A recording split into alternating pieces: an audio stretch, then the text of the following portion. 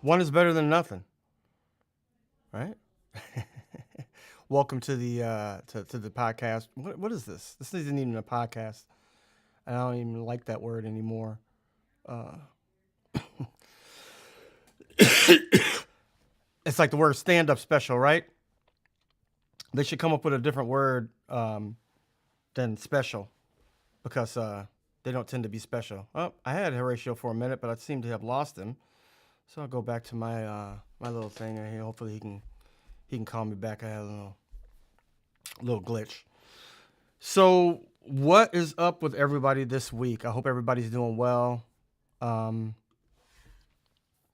Sorry that we missed another Thursday. Had to come on Friday again. Looking younger, obviously, so I don't have a gray in my beard. So I was working, as you can see, and I got my friend Horatio back. Well, let's check him out. Oh, and this is a nice little back shot if you want to see what my little studio looks like, and my thinning hair. How you doing, buddy? I'm good. Thank you. How are you? Good. Welcome, Are you welcome heartbroken? Friday. Were you Yeah, heartbroken you about the look Bears? nice and young. Right? Yeah. Looks like It, 1995 already. oh, 95. Wasn't that a good year? I was listening to Depeche Mode and um, getting pussy. No, I'm just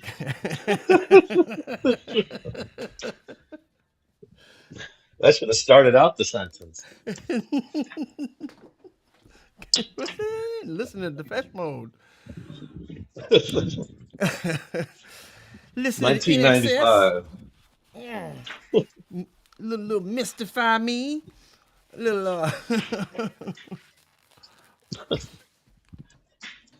I was I thought NXS was the coolest band. I was like, man, those dudes must get laid like everywhere they go. Oh yeah, They're cool yeah, yeah. looking. That's another one. They wear Good black all the looking, time. cool. Yeah. Yeah. And then you never know. Yeah. Depeche Mode, I was like, maybe I'm not so concerned with what they're doing on the road. You know what I mean? Maybe I just leave that alone. I No, mean, you don't think about that so much. yeah, but the truth is, apparently he was. I thought he was kind of gay, and I'm like, even at 18, I'm like, well, you got to be open. Right? the music's the music's good as long Music's as he's not awesome. putting it in our faces, Right. you know. And then you come to find out he was the biggest poon Oh, dog of them really? all. Yeah, Dave Gahan. Yes, right. All right.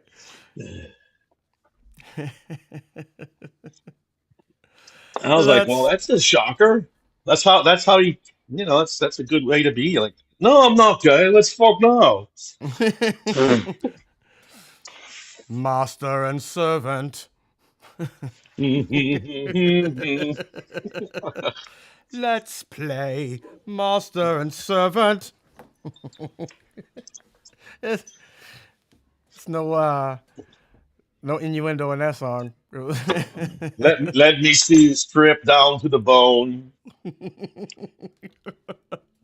Let's do it.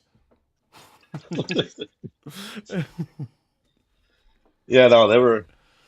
Meanwhile, though, INXS they're more poppy, right? They're more they're more accessible. Yeah. Well, yeah, I guess so. Well, they were Australian, they had more of yeah, poppy sound, I think, than Depeche Mode was like industrial, like the original Yeah, they industrial weren't. band. They would soon find acceptance like Radiohead. Like Radiohead's now back. Uh I huh. mean, I don't know if you've noticed that, but they're touring again. They Oh, I didn't know that. well, people love that song. The Creep. people love people love everything in its right place, so they use it over and over again for things, right? Uh huh. Like in reels and stuff Hmm. and TikToks. And so I think that just for playing, people are like, "Yeah, this is good." And now it's one of those bands like when we were growing up, like you got to listen to Pink Floyd or you know, Pixies. Well, that's actually a Yeah. little Well, later. even Yeah. even those were like too cool for me, but I didn't get into those guys till later. Right. I was still Cure, Depeche Mode, Yeah. not really in excess. I didn't ever go see them live. Yeah, I didn't really know about Sonic Youth and Pixies then. You know, I just but didn't know it wasn't on No, my I mean, radar. I remember the coolest thing I found was, I mean, I remember what year it was. It was like 1993 or four that I found. Someone had made a Circle Jerks CD, and on the other side was um, Tom Waits. So I was like, no one ever really showed me Tom Waits, so that was Yeah, really no, I cool. didn't in the '90s. No, I didn't. I didn't. No, not really. Um, there was some stuff that I was aware about that was like kind of cool. That when it was, but you know, it was harder to learn about like stuff that might have been indie or underground. You know, until later. Um, Yeah, because I wasn't like one of those record store zine guys either. I didn't do any of that, so it had to be I from would a hang out friend to or. record. I would hang out at the record store. Sometimes I would get stuff that like I just saw. I liked the album cover. Like that's how I found out about Fishbone. I saw it in the record store and I started listening to it because their album covers were crazy. Oh, um, but yeah, I guess it's just harder to find stuff like that until it got a little popular.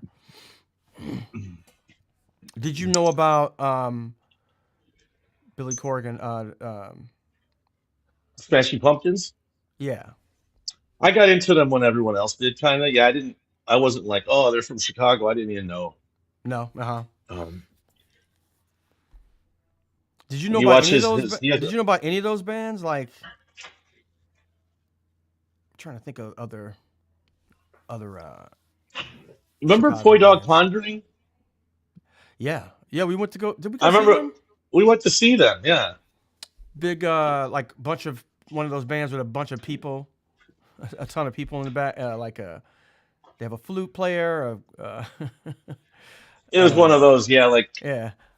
A violin, a violinist. everybody's fucking each other backstage.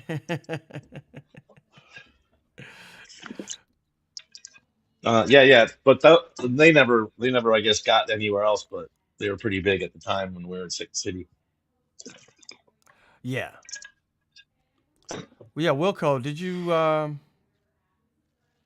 about Wilco? I mean, we do obviously now. Yeah, But no, I not remember until that that album album. came out. I That found it just album. like everybody. Yeah. But that was what the album with Yankee the Hotel Foxtrot. yeah, that is that their first album? No, I think that's not their first, but that's like their first major. Um, I think that's their first major label album Okay. Uh-huh. with money behind it. Um, and then that's such a really good album. But I just heard that in Echo Park at that record store, Sea Level. Used to be a cool record That's store on Sunset called Sea Level, and they is it had still they had it might listening still be stations. there. I thought. It might still be there. Well, Facebook, yeah, I'm sorry. It's listing on So Facebook. that's where I found all my newer music is listening to the CDs that they had there. Arcade Fire and Dave Fazan's headphones. My buddy Dave Fazan. Uh-huh. I found I his feel like album there, that's and Sea Level still there? I think it is. It might be like yeah, I think it is. I don't know if it's called Sea Level anymore, but it's there's something there, and I see there's usually like stand-up shows or something going on in there. Believe it or not, Yeah, yeah, I've done. because it's pretty tiny. I used to go do shows in there every once in a while. I'll go in there and just do crazy stuff. Yeah. Oh, and it was also hipster Your ground zero. supervisor now is in the Meatman. What's that? So Lunar Spunk is saying his supervisor was in the Meatman. I'm like his supervisor now. Yeah. Um, Yeah, a lot of those guys are like have to work. I forgot what my son's teacher, his music teacher, rock band. He does like a rock academy. I forgot what band he was in, but he was in one of like those California, like kind of Long Beachy kind of bands. Like Yeah. Um, um, they did kind of ska and sub Sublimey kind Sublime of, but kind of not as thing. big. Yeah, uh-huh. 311. Sublime's back, man.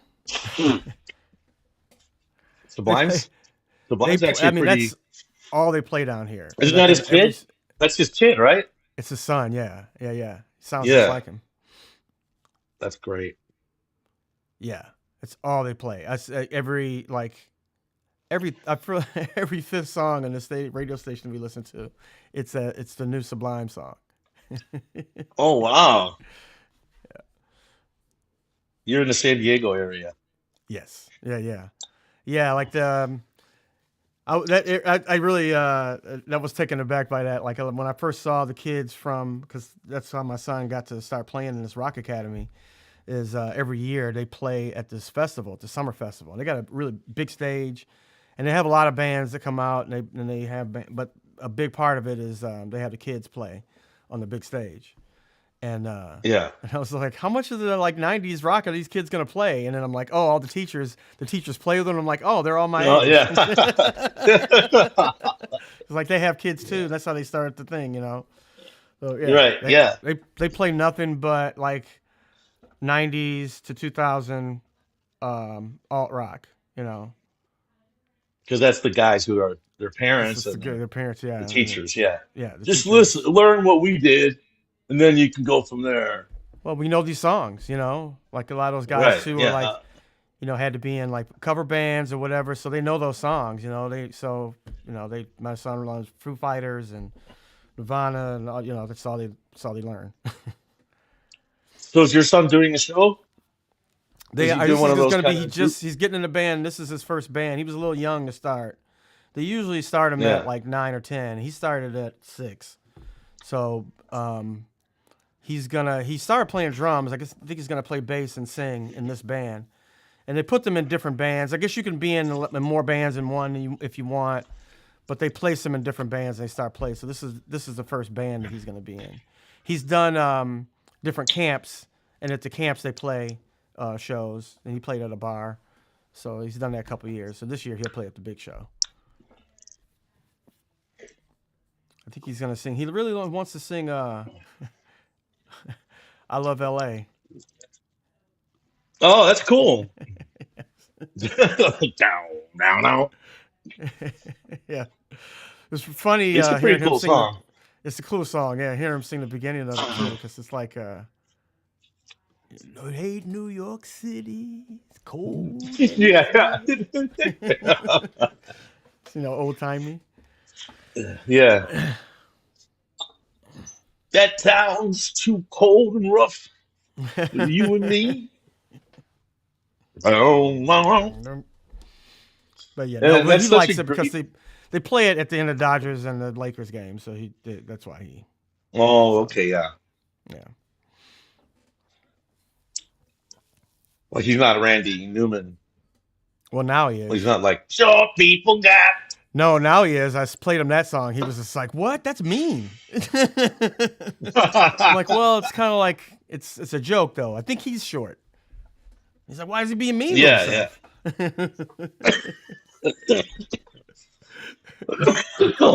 He's kind of, should I be listening to It's, this? it's, it's kind of, I don't know, it's satire.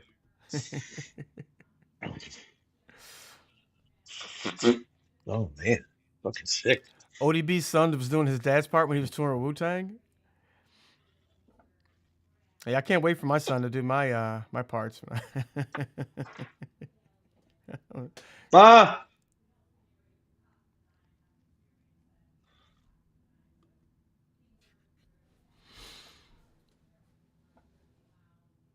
I wish we could get that duck back on.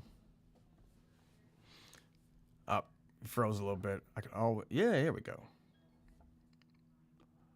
Right, Ben.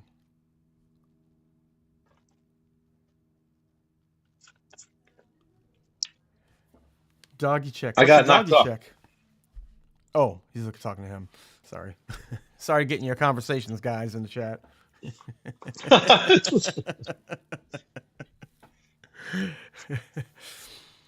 uh, so, yeah. So, more 90s music. Nah. More 90s. No, so that's pretty interesting. But what it's hard to tell what's really things something. I guess you can kind of tell when things are big and people are all talking about it. But it's also really no real way of telling because you can just be getting anything that you want. And that's basically what it is, right? All your feeds are that. Yeah, Um and then when you now I mean, like now I've been listening to a lot of I heard this band Electric Wizard, which I never listened to in the 90s or in 2000s. It's this heavy metal satanic they're satanic oh God. but it's a satanic weed band. That's all they do. It's about the devil and weed, which I'm like, Uh-huh. they don't, to me, don't go together at all. Like, Yeah. but there was Yeah. them, and It's then not a there's some other bands too that I started listening to. And I'm like, this is so stupid, and it's real stupid though. It's like double bong, uh, and all the songs are like, uh-huh. I fucking hate you. They were from the 80s or something? 90s? 90s, yeah, 90s. 90s. There's one Electric Wizard, Uh, and I forgot the other one. Something bong. Which, uh, I found them. I found them because I was looking up. Like now, I can find like obscure shit that I couldn't. I couldn't even find in record stores years ago.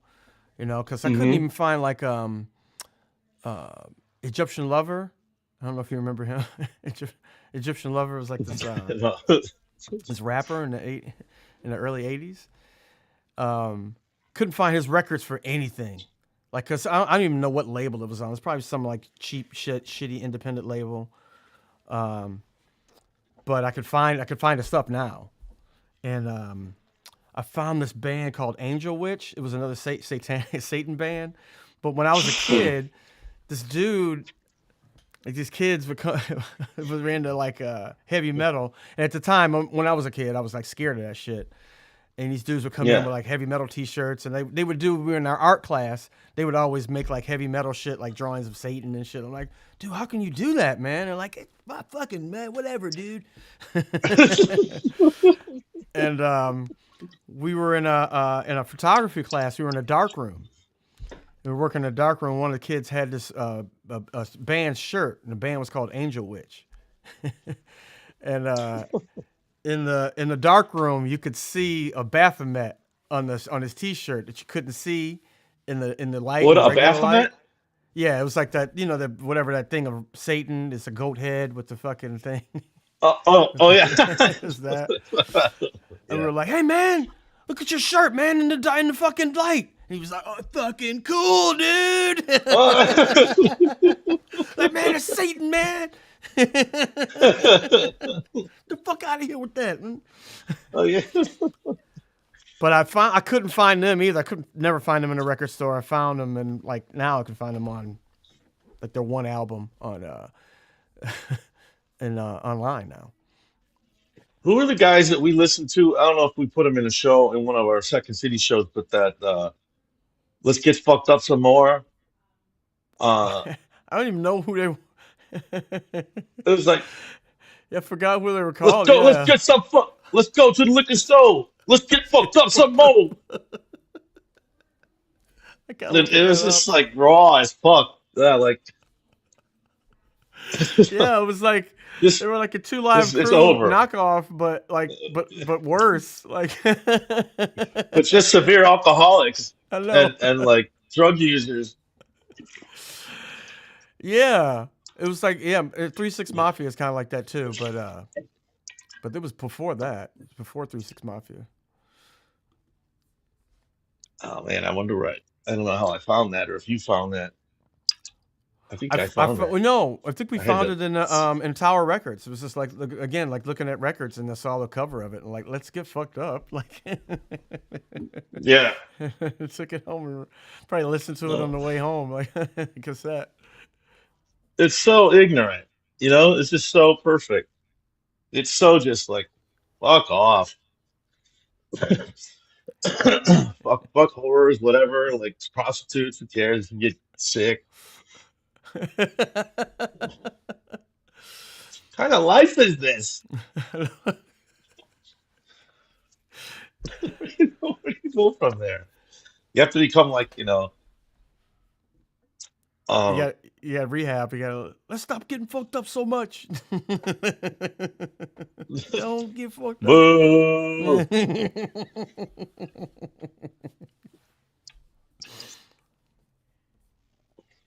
If anyone can, yeah, I'd like to know what that was again. I know it's still in the back of my head, and I forget what the band was called. It was like a,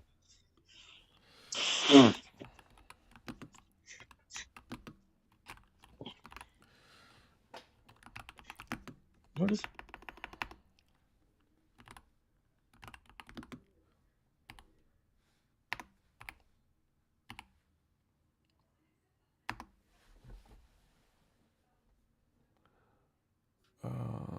A song.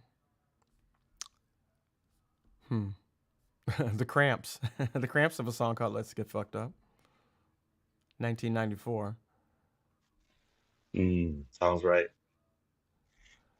Okay, yeah, I see it. It just looks like I mean even Alok, Mondello, Sirius, and Tribs. Yeah, I don't know if I should. I'm not worried about playing it like I'm gonna get And maybe a sued. cover. Maybe a cover.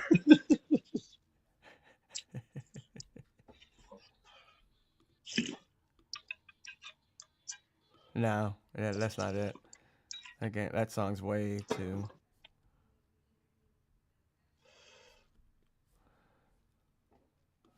Oh man, I can't Google, but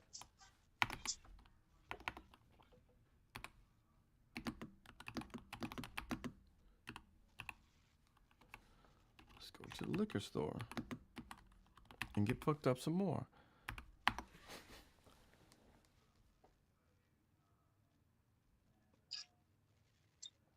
Try to get fucked up. Go down. Yeah. Nah, I can't find it, man. let me go. Right, I'll be right back. Okay. You can still talk. No Just gonna problem. grab. As Ratio's looking for things, I'm I'm the stealing in. red background. Hey, cartoon duck.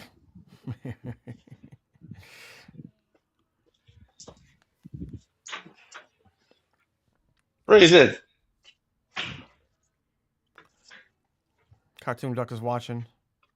If anybody Cartoon dog. doesn't know about Cartoon Duck, you should go on his channel and watch the duck. Love seeing the duck live, though. It's awesome.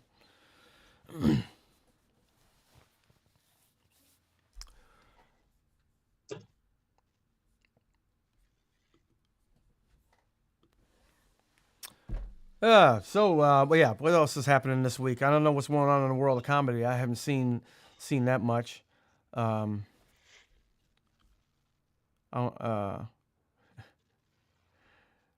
Like the comedy scene. Who's battling? Yeah. Well,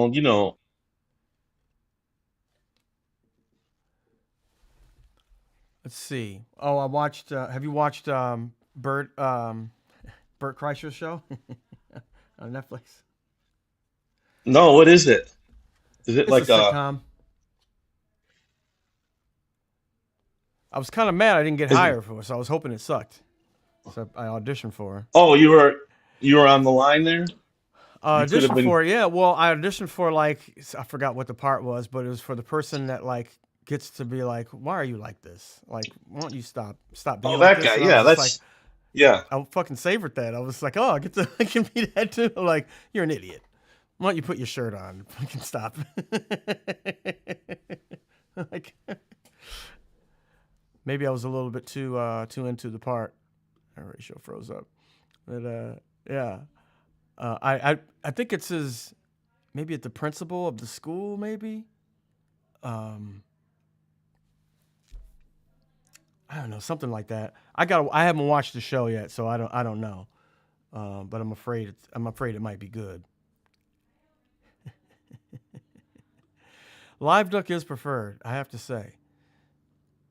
Let me get Horatio back, but yeah. So yeah, and I saw something else. I haven't talked at all about Chappelle's special. Um, and I really don't like.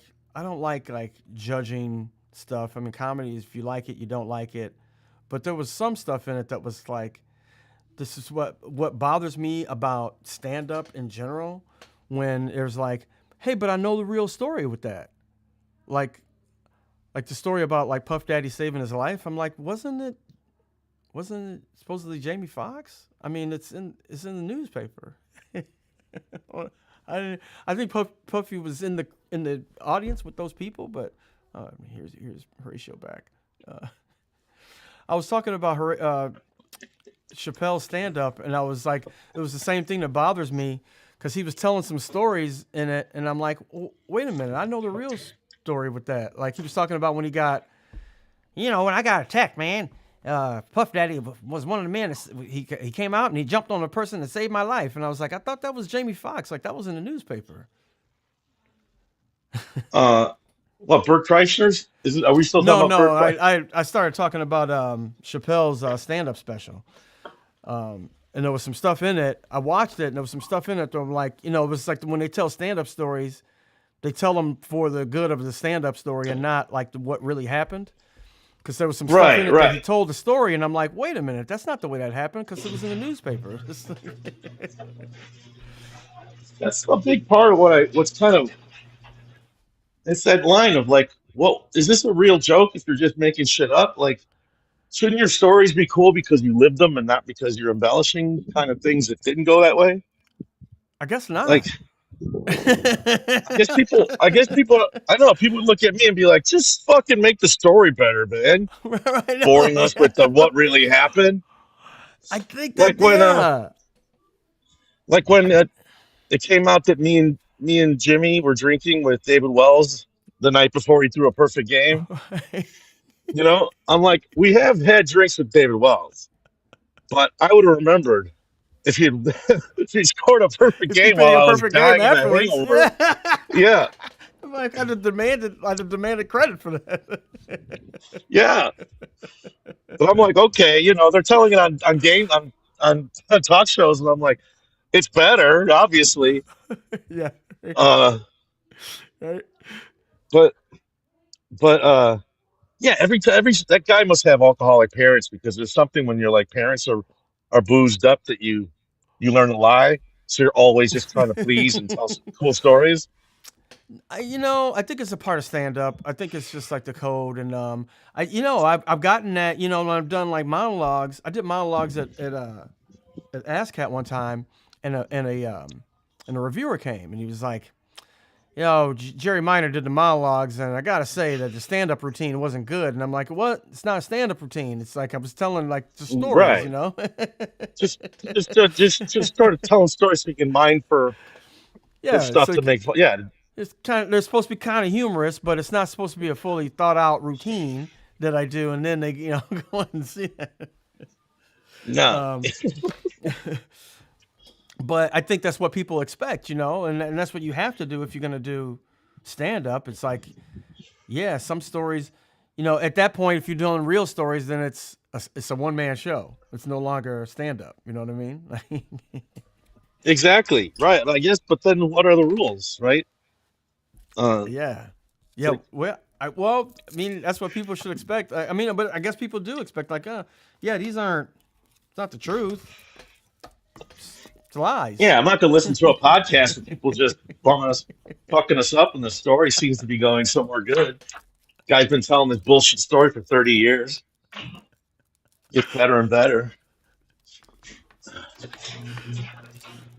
But I see when we were coming up, all we wanted to do was not be corny, right?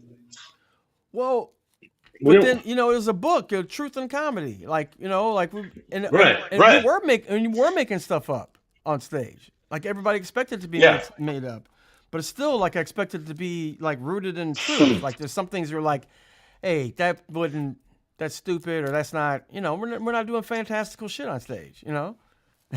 right.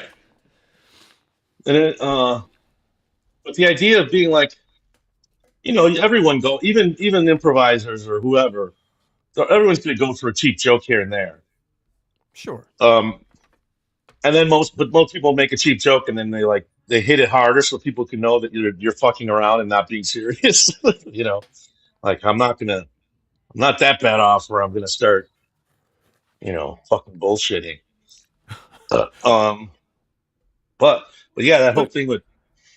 But at the time, it felt like, how can you tell the same joke over and over again? Then act like you're act act like like it you're like happened still yet. laughing from it. Act like it happened yesterday. Yeah, I know. That was my only problem with Chappelle a couple of years ago when he came back and was fantastic, was that he'd just do that fake laugh, you know, Yeah. and I'm Yeah. like, ah, fuck, man, you believe that? Take a little walk around. Or the beating the mic on his lap. Oh So yeah, while you're yeah, laughing. like whoa, like that. Yeah, what do you call that? Falling out? That falling Yeah. out laughter? Like, oh,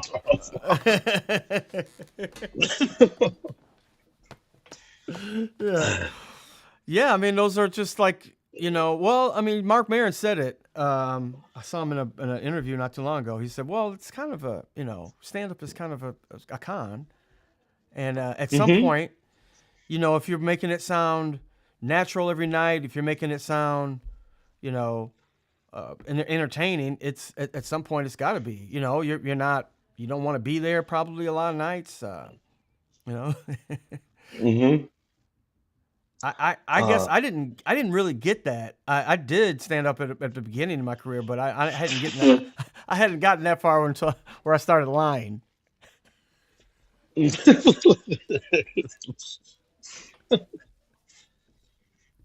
I I used to guess be I like, should have fuck given it a bums, couple. man. Fuck homeless people. I didn't care. I had my own problems. And one time I had breakfast with one.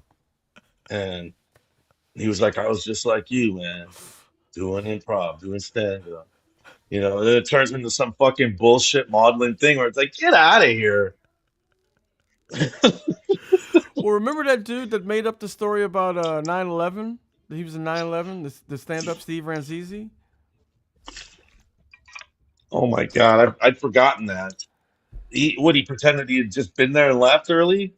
Yeah, he pretended he was like in the building, one of the buildings, and he got out or something like that. And I don't even think he was in New York or something. And I guess he told the story on a show or something, and then it got to be like, oh yeah, Steve survived. He was a 9/11 survivor. Uh, Yeah, that becomes the. it became his thing, and then it was like, then he got caught, and it was like, dude, why would you lie about something like that? It's like, well, he's a stand. Yeah, That's what I well, thought at the obvious. time too. I was like, well, he's a stand up. That's what they do. I was supposed to be in that plane that first one that would hit the World Trade Center. No. Yep. Anyway,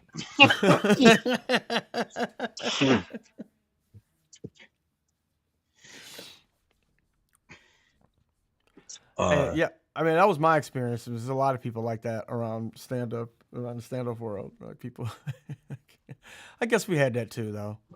Um, and then we had, yeah, then the stand-up world got habitual into the habitual notebook liars. thing. Oh, like going back and do your notebook. Yeah, it was more of the what do you call it? The alternative. Like Janine. Yeah, Do that. Janine said that she just did it became. because she just couldn't remember shit. But then it just became like oh, I'm gonna try But this thing. it's a perfect thing. I'm just like, I'm trying stuff out. You can see this pad means these aren't perfected, which also Right. gave you a little thrill because you're like, oh, they're still working on it. Yeah, I guess some people still some comics still do that when they so just to show that like oh I'm going up because it's such a stark difference when they're working on stuff and then when they get it finished, which is another thing like I Right. realize like that's how true stories become not true. It's like they're working on it and they're getting laughs out of it and then one night I said she had blue hair instead of blonde and then it worked better so And so I've always been very, very attentive to details. And and so if a detail's been smudged around, it's just like watching a bad movie where they're like, that wouldn't happen. That, you know, like I was watching something yesterday and it got so stupid. I was like, this is just well wait, well let hold me on. Let me ask you this: do you think that David Wells actually ever pitched a perfect? Did he actually get drunk before that perfect game? Before a perfect game? Because he threw more. Oh man, perfect game. He More than one no probably hitter. he may have I mean he may have gotten drunk the night before. But I don't remember me and Jimmy like drinking with him that like he wasn't saying like shit I should go home I got to pitch tomorrow. No, it was not, I don't remember that happening. So I don't know. I mean, yeah, I was. I'm And sure. then he pulls out Babe Ruth and he had Babe Ruth's head on, I think. Oh, for that. He went out and bought Babe Ruth's hat. And they're like, you can't wear that. It's an old Yankees hat. It's like it's Babe Ruth's hat. And they're like, oh, okay. Uh, yeah. Wait, He was wearing it that night. We're pouring beers into it. We're pouring beers in the Babe Ruth's hat. And he's like, dude, I forgot I got to pitch tomorrow.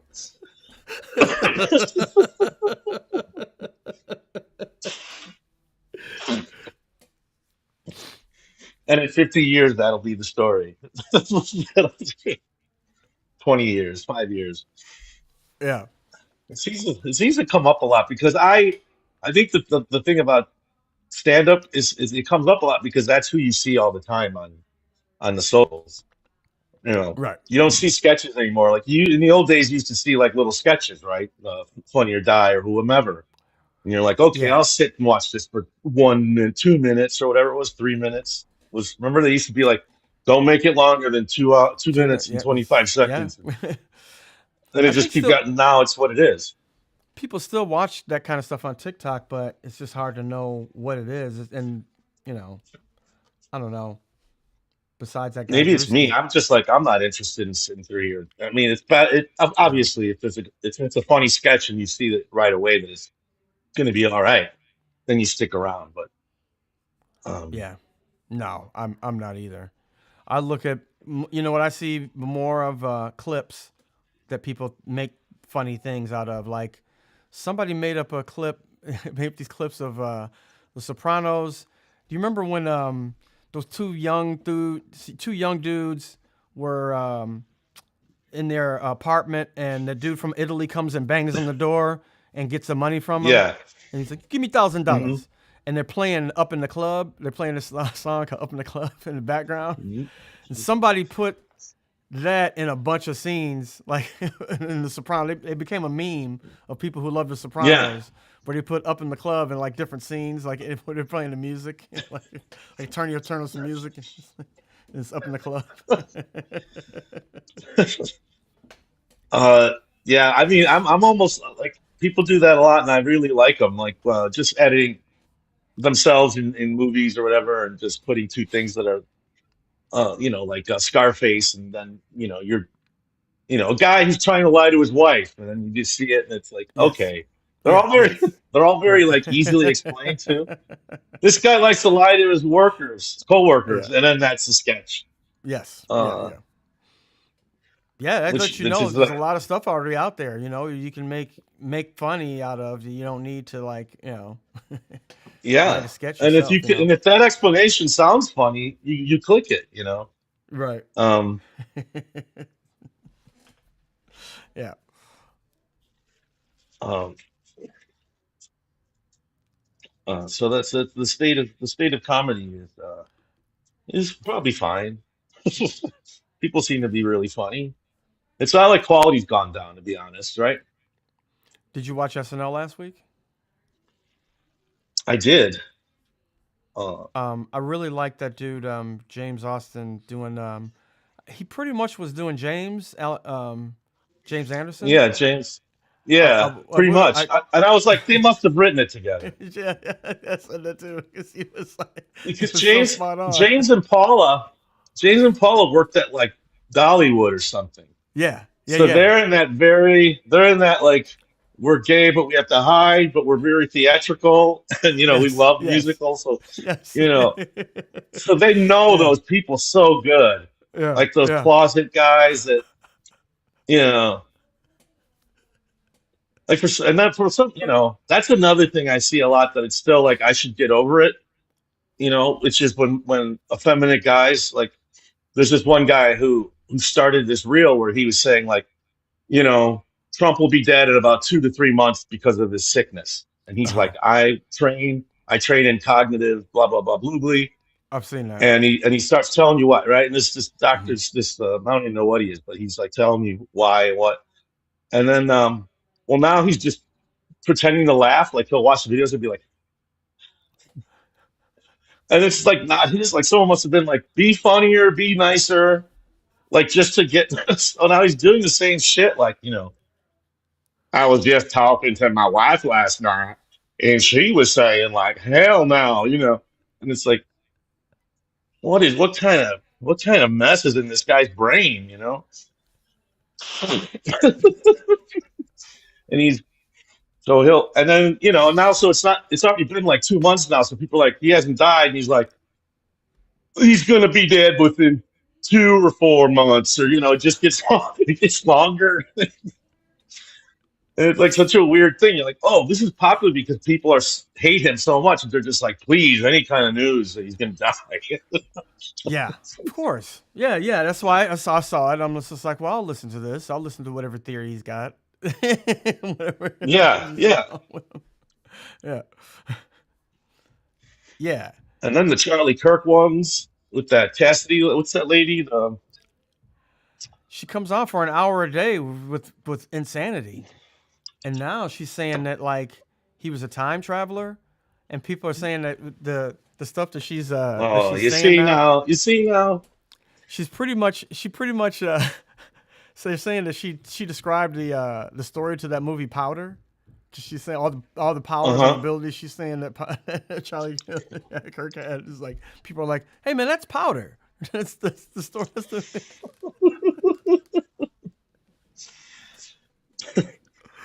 I you don't posted know that where. thing about uh, like what was that thing that Rogan was like? AI is God. He's like doing some like AI is the third coming of Jesus. Think about it. Could And it be like, like Jesus? No. Well, he says another thing. He was just like oh shit. he's playing like AI music. He keeps doing that. Like he'll play AI music. Like, isn't this great? Isn't this great? And I want to be like, no, it's not, Yeah, dude. It's yeah. fucking. It's no, it's awful. What's wrong with you? No, no, but it's great, right? He's No. funny. He's a funny, crazy uncle. Oh, listen, listen. You like it? You like it? And I guess it's all right. It's fake, dude. AI, all of it. The singing, the drums. I know. I get it. He's gonna be the very person too, like 2 years from now, of like, this is all stupid. I'm like, yeah, I told you that like 2 years ago. But it's Oh, right. Yeah. No, he's the Renaissance man. He'll admit when he's wrong. It might take a few years, but uh, it might take for him to catch up, yeah. yeah. Like all these. That's the thing too that we really hate about comedians is that so many of them were like not caring about Trump and getting, and of course they were doing what they should be doing, like stay out of politics, right? Stay out But of it, yeah. right, so don't get in there, and then Yeah. like I can't believe it. Like Theo Vaughn's like I can't believe it, dude. They're going in people's houses and stuff.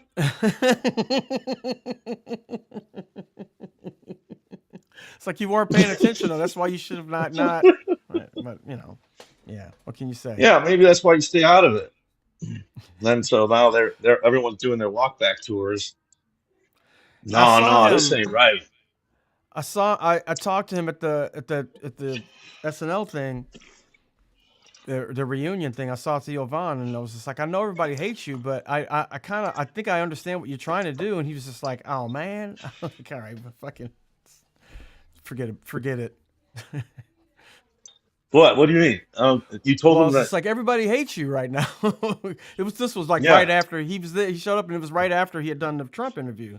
I was like, I know yeah. everybody hates you right now, but I think I understand what you might be trying to do. And he was like, oh man. I was like, all right, forget it then.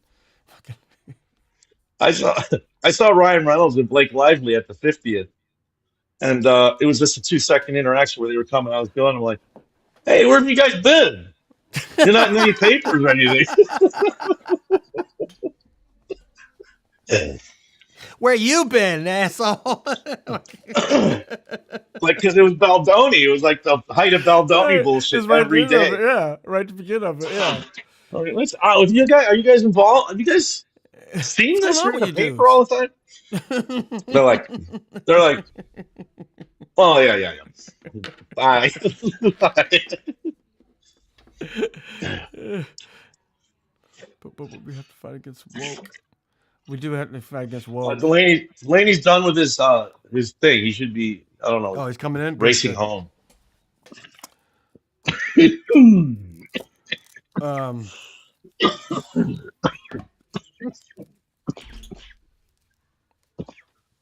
we have to fight against woke. Bill Maher. I don't know what happened to that dude. But like, that's all he complains about is the wokeness. Bill Maher. Um,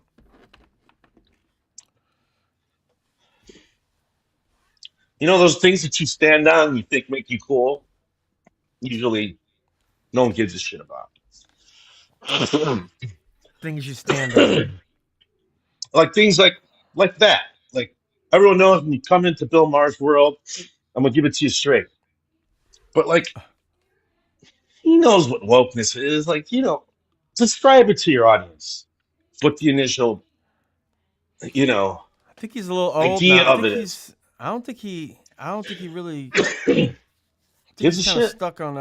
Well, I think he's kind of old and he's kind of stuck in. He's definitely on the internet too much. I think he's kind of stuck on Twitter and he's gotten an idea of like, he gets a bunch of bullshit on there. Theo Von has a hairpiece. I didn't realize that. Hey, I can't say Is nothing it about like a that. nice one? It must be a good Oh, I one. know.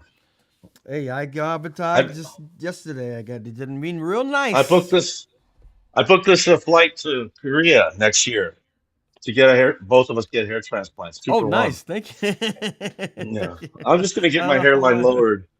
Like here. My hair's gonna be straight. I'm gonna look like Johnny Mathis or some shit. Yeah. Come back with just straight hair. Fuck, man.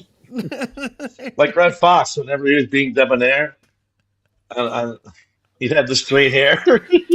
Oh yeah, I wanted to ask you that. You know how people do, watches like watches review. Like, oh, we did this episode of The Sopranos. Like the Sopranos. We should do Sanford and Son. They're on. Every episode is on Prime. Yeah, yeah. Let's We do could it. do like, okay, this one was called Fred and Grady go to the go to the bank, Yeah. and he calls the white woman ugly. All right, this is show one episode. This is year one, episode one. He's already saying that Puerto Ricans are smelly. So, but you gotta understand. Get your goddamn goat out of here, Julio. Julio had a fucking goat. That's how backwards Julio was. Brought a goat with him to Go. fucking to I know, Watts. from Puerto Rico. I know. How'd you get the goat from Puerto Rico to Watts, dude?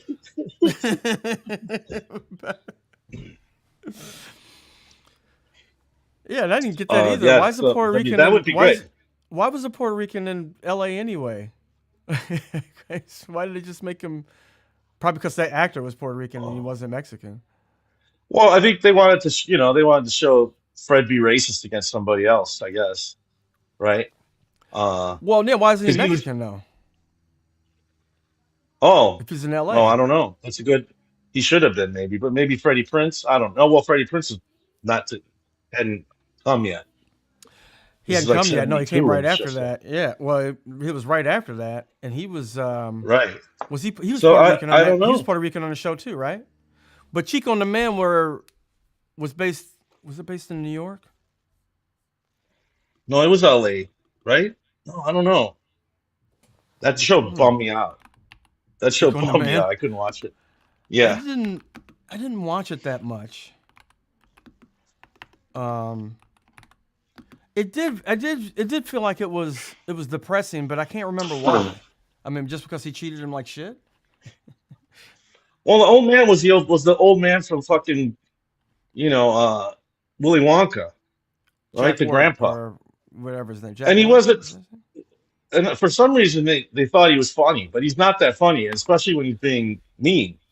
He was not Some funny. people No. can be Ja- mean. Jack Albertson. That's the main problem. Yeah, Yeah. Well, but Freddie Prinze was the funny one.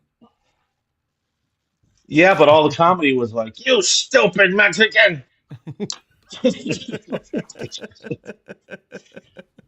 Why Don't did you they? want to do anything? What were they together for anyway? I Oh, he think he hired needed a him. handyman. He was his Yeah. handyman. And the whole Fortune. thing was depressing. Like the garage was depressing. The He was garage. an Yeah. asshole. Yeah. Dirty garage. It was the 30. Yeah. And Yeah. then It was Freddie like, Prinze lived well, in a van. The van was all right. a rundown garage in East LA. It's probably my neighborhood in LA. Probably, yeah.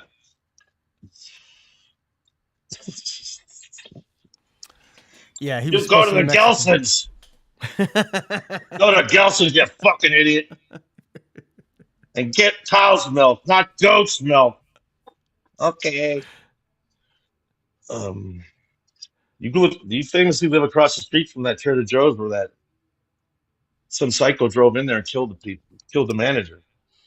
I was there that day. I Oh, was at really? home You got that to? day. Yeah. It was I was on my porch. And I just I happened to look and I saw I heard the screeching and I saw a car, but it just went kind of out of view, and it ran into a phone pole, and I couldn't see what was going on, but all I could see was people running down the street. But I heard the gunshots, Yeah. and I was like, shit. Whoa. And not I mean within 5 minutes it was on the news, but I could see the police coming. The police came, like the car came, screeched down, and then the police cars were right behind it, and then I could see people running, and I could see cops like escorting people down the street like to safety and getting out of the Trader Joe's. And then I came in the house, and then it was on the news. I could see everything going on, but I still have some video of that, like of what I took from my front porch. But yeah, I was like, Um, I'm a few hundred yards away from there, but I was at a vantage point. Like my apartment at the time was up on a hill, and I could see all the stuff. I could see like the cops oh, going that's in. right. That's right. Yeah. Yeah, yeah. So I wasn't close, but I could Um, see all the stuff going. Like when they took the one, there was a woman with him, which a lot of people didn't know. The crazy dude he was running from the cops. He'd shot his grandmother or mother or something like that, and it come all the way from like the west side or something. And the cops chased him all the way down to my neighborhood, and he crashed into a pole, and ran into Trader Joe's. The cops ended up shooting one of the workers in there. But he had a woman with him in the back seat of the car that when the cops were chasing him, and they were just like who was it? shooting at him. Some dude. No, no, but the lady he picked her up, or Oh, no? it Who was was the his girl. lady? It was his girlfriend. Oh, yeah. Yeah. So they And then like they right. killed him there. No. He remember it was a hostage situation for a long time, for a few Oh, hours, yeah, and then yeah. the people in Trader Joe's convinced him to give himself up, and they got him out of there, and he went to jail. But there was a big And deal he with just, but he, the lady that got killed because the cops were the ones that shot her. They were just shooting at the dude. right. The dude was running. Mm-hmm. I mean, I know people that were like coming out of Trader Joe's and they were just like shots were just going over their head and shit. And they were shooting they shot into the store and shot she was coming in the doorway Yeah. and shot one of the workers at Yeah. Trader Joe's. Yeah. Fuck. Yeah. What year was that? Had to be 18, 19, maybe 2019. This was right before 2019 before the. No, right it was before a couple COVID. years before that. I think. Yeah. Oh, COVID. Somebody's pet talk. What do you remember most of COVID?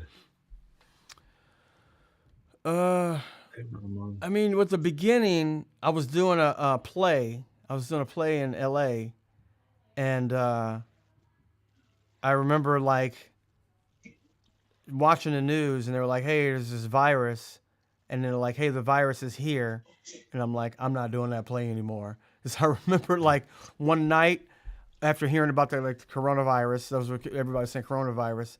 I sneezed on the audience, and the light from the lights, I could see the spray, and I'm like, everybody would have been sick. You know, like I can't do the show no more. And plus, Yeah. like while doing the show, I had gotten sick a couple times. I'm like, oh no, I'll get like doing something like this. I'll get it, you know. And I Yeah. told the dude, I was like, hey man, I can't do this play anymore, man. I just can't do it. It was becoming hard anyway because there wasn't a lot of money, and the play was like weird and shit. Yeah. And then by that evening, they shut everything down. I told them that like that morning, and by that So it was evening, over anyway, right? it was over anyway. But Yeah. didn't they? Yeah, they tried to do it again or something, but then it was like, no, nothing's going on forever. Yeah. He was gonna Yeah. try to do it. Like he was like, well, let's try to like just get it, just like tape it one night so we can have it, you know. And I was like, man, fuck that, man. I'm not doing it. People are, you know, at that point, like people were going to the grocery store and buying everything on the shelves and shit. Mm-hmm. And yeah, by that night it was shut down. So I was just like, nah, you know. But then, yeah, Corvid. That's when everybody got nuts. That's when all the stand-ups got nuts. People have to know that. Like that's when those dudes got nuts because they couldn't do like people who survive on doing road stuff, going on the road. Yeah. Were like, I'm gonna die. Like I'm not gonna make any money. I'm dying No, anyway. fuck these rules. Yeah, fuck these. Yeah, it's hard, but fuck no. There's no COVID. It doesn't exist. Yeah, right. It doesn't exist. Yeah, let's start in Georgia. Let's start in Georgia. Let's start doing some shows in Georgia. You know, wherever else, Yes, yep. wherever else it's like red state. You started doing all those No. shows. That's how you got that audience, and there you go. And that's what happened. That's But, how you know, you there was got a there. There was a lot of people that were like, I'm politically, you know, whatever, but like, oh shit, I'm not gonna be able to make this money going on the road. I mean, it was hard in the Yeah, other I mean, business hard too, times but anyway. yeah, it was Yeah. hard times at all businesses, but yeah, if you depend on that, fuck that. No, COVID does not exist. How can you do crowd work from home? Crowd work. That's another thing.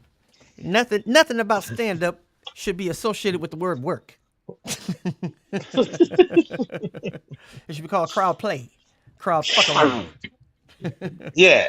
Crowd dick around. You doing some crowd fuck arounds? Like the word That special. reminds me. I always teased you about this one. We did a corporate show and you got extra money to do stand up for it, and it was all crowd work. You're like, "Where are you from?" Yes. Ran out of my Boston. I seem to have run out of my Hmm. material. So Boston hello, baked folks. beans. I know that.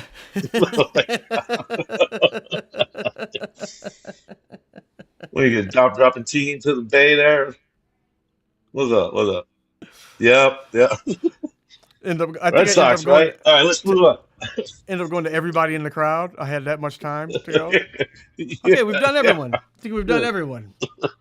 You're not gonna get away from it. You in a wheelchair. What's your name? I'm like, poor Jerry. Watching from the back. Look at him go. Because our show is over. Fuck with everybody. I can't talk. Okay, anyway, but where you? Oh, I can't talk. Okay. Wow. Anyway, I could go on all day about that. Leave me alone. I'm dying. You're dying, huh? Yeah, That kills us.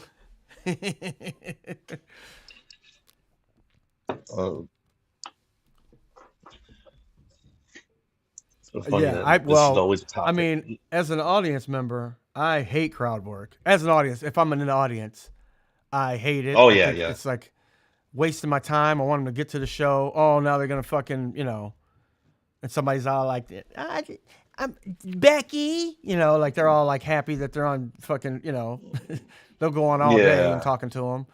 Like, no, there's other people. Fucking leave them alone. I'm going on. There's just there's also a whole subsect of people out there that think it's fun to that's part of their act is to give them shit, like the heckle. Like, no one wants you to heckle. No one. Well, maybe, I don't know. Maybe there's some destroyers out there that are just like looking for people to start and then they kill them. But like, that's such a bad move. Like, I'm gonna go to the next con. I'm excited. I'm gonna talk and stuff. Don't do that.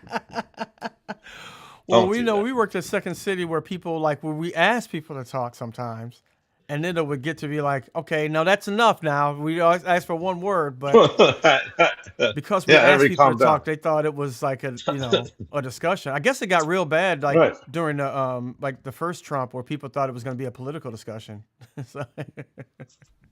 Well, even back when we were doing stuff like that, they'd be like, all right, well, do a sketch about. All right, you guys, we're going to ask for information now, but then please be quiet because we can't just have everyone shouting. O.J. Simpson. O.J. Right. We'll do a skit about O.J. But who let the dogs out? Yeah, pretty much so. Who let the dogs out? Do something about that. Let you know what our era was, folks. Yeah, let you know what was happening in our era. Kurt Cobain. Nobody was shouting that out. Do something about it. Grunge guys dying early. Guys dying in their 20s.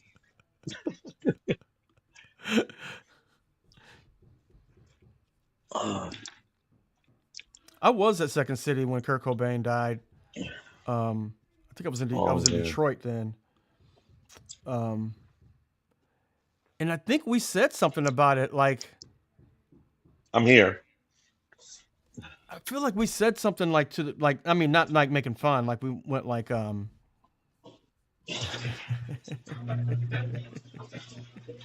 right about OJ. I think we said something about it at the show. Like,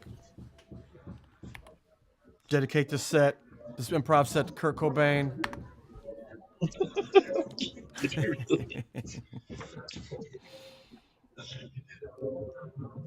Sounded like Jim Rome. And I guess people are getting back into the night. Every 20 years, everybody gets back into 20 years ago,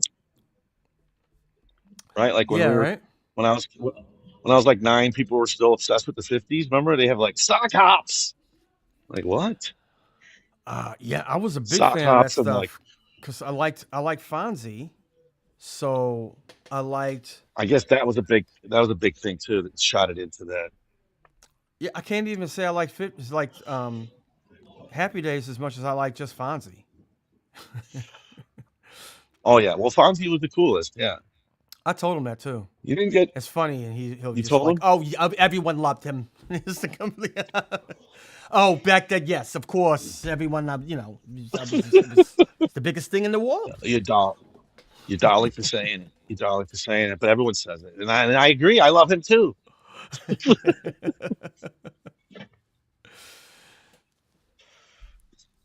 That dude still And works, then I man. can, It's crazy. Like he's so good, and he's like 90 now. Like yeah, he's just solid. Yeah, knows how to play comedy, subtle. really good. And Considering he was, yeah, I mean, he's really like he way more on top of it. He probably hasn't ruined his brain like I have with substances, but like he's just watching him get his lines, like he's just on top of it, man. If you ever see him work I think live. all of us that had a healthy party life in the '90s, and everyone has trouble learning lines now. There's like Learning lines go out of brain. memorize. Yeah. You know what? Uh, I've so realized is that it's different. I don't have any problem memorizing lines that I wrote, which should tell you something about my of ego. course, no. We like what we like first before we put it out. Yeah, those words are precious, so they don't go out of my brain at all. Like I know it every line Right. that I wrote it, but so there's something about that, and stuff that I consider good, which I really had to work on as I got older, is that um, not to judge shit. You don't know how it's gonna turn out. Don't judge it, because stuff that I don't like is harder for me to remember than stuff that I like. If I really like it, Yeah, I'm yeah. can't wait to say this funny line, and I'll remember it. Obviously, you know. But I had to like so I'm the last one of the last things I did was the Star Wars thing, and I really did like it. I really thought it was great.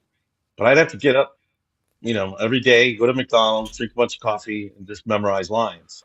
Couldn't do anything. I had to just do that. And even then, I liked it. But even then, it was just, When you're not the easiest thing in the it's world. nonsense too. Like Star Wars, it's like it's not real. It's like the mythos and whatever. Like Right. you The got to remember the shit that's Razor so Crest. crazy. I'm like, what Yeah. is the Razor Crest? It's the ship that you're on. Oh, okay. Oh, okay. Yeah. Yeah. Yeah, the Razor Crest 57 before the Movas were there. Before you had to install Movas to go into like light speed, whatever the fuck. Well, I asked you about that. Did you because that creature that you play, did you look up like his history and stuff? And I mean, you obviously knew about it at some point, but No, I didn't because it was because I just saw I saw the mock up and the drawings and what it was going to be, and then mask. I saw we did tests, so I saw the mask, and then there is no Mithril. There is no Mithril people. oh, that That's was just made a up new invention. for that episode. Yeah, It for wasn't in canon before that. yeah, I think I'm in 2 episodes that season, Uh huh. and yeah, they made it up for that. So I was coming in thinking like, does he have like a? He looks like a fish. He has like fins on his head, so he's part fish. So I was thinking, so I was breathing weird and shit, like I was like, and John's like, no man, just do your voice, like my voice, yeah, like what we're doing right now. So I had to change all that up and just be like, hey man, what's this Razor Crest manual doing here? You know what It's though? just It like you're doesn't. just It's weird because it's like it's your voice, but it still feels like you're acting because of so much makeup that it's like oh, it's man, weird. it's It's very weird. strange. It's very strange, and it still feels like you're doing a voice, a character. It feels like that, although it's you. I mean, it's not you though. You're. I don't know. I mean, you must have felt like Yeah, yeah, I still feel it like an felt like me. alien if you saw yourself in the mirror, right? You couldn't help it, and the weird thing is, like, you can't. It's you're so affected by it because you can't lay down necessarily. So I'd had to roll up a T-shirt and put it between these parts that wouldn't bend in the back of my head. And then eating is just very. You can't fuck it up, Can't obviously. take it So off. Yeah. no. So I Like, would be the first, and like because I was the first one in usually because I had to do all this makeup, and uh I'd be the huh. last one to leave because it took an hour to take it off. It took like 3 hours at first, like 2.5 hours, and Jesus. then about 1.5 after, and then they got it down to like 2 and then 1 hour. So no one saw Ugh. me. in my face. Like, so I was hanging out with Gina Serrano all the time because we were in those scenes together. So she She bought a talked to, giant beanbag chair, would she be and like, we're all laying in Trump's this great? beanbag No. chair. You No, don't no, know none of about, oh that. yeah, like None you of don't know that. about None this of yet. Yep, this hasn't happened yet, but that. Trump is great. Yeah. Yeah, she was always saying this is like the Holocaust, having to work 14 hours. I'm like, take it easy.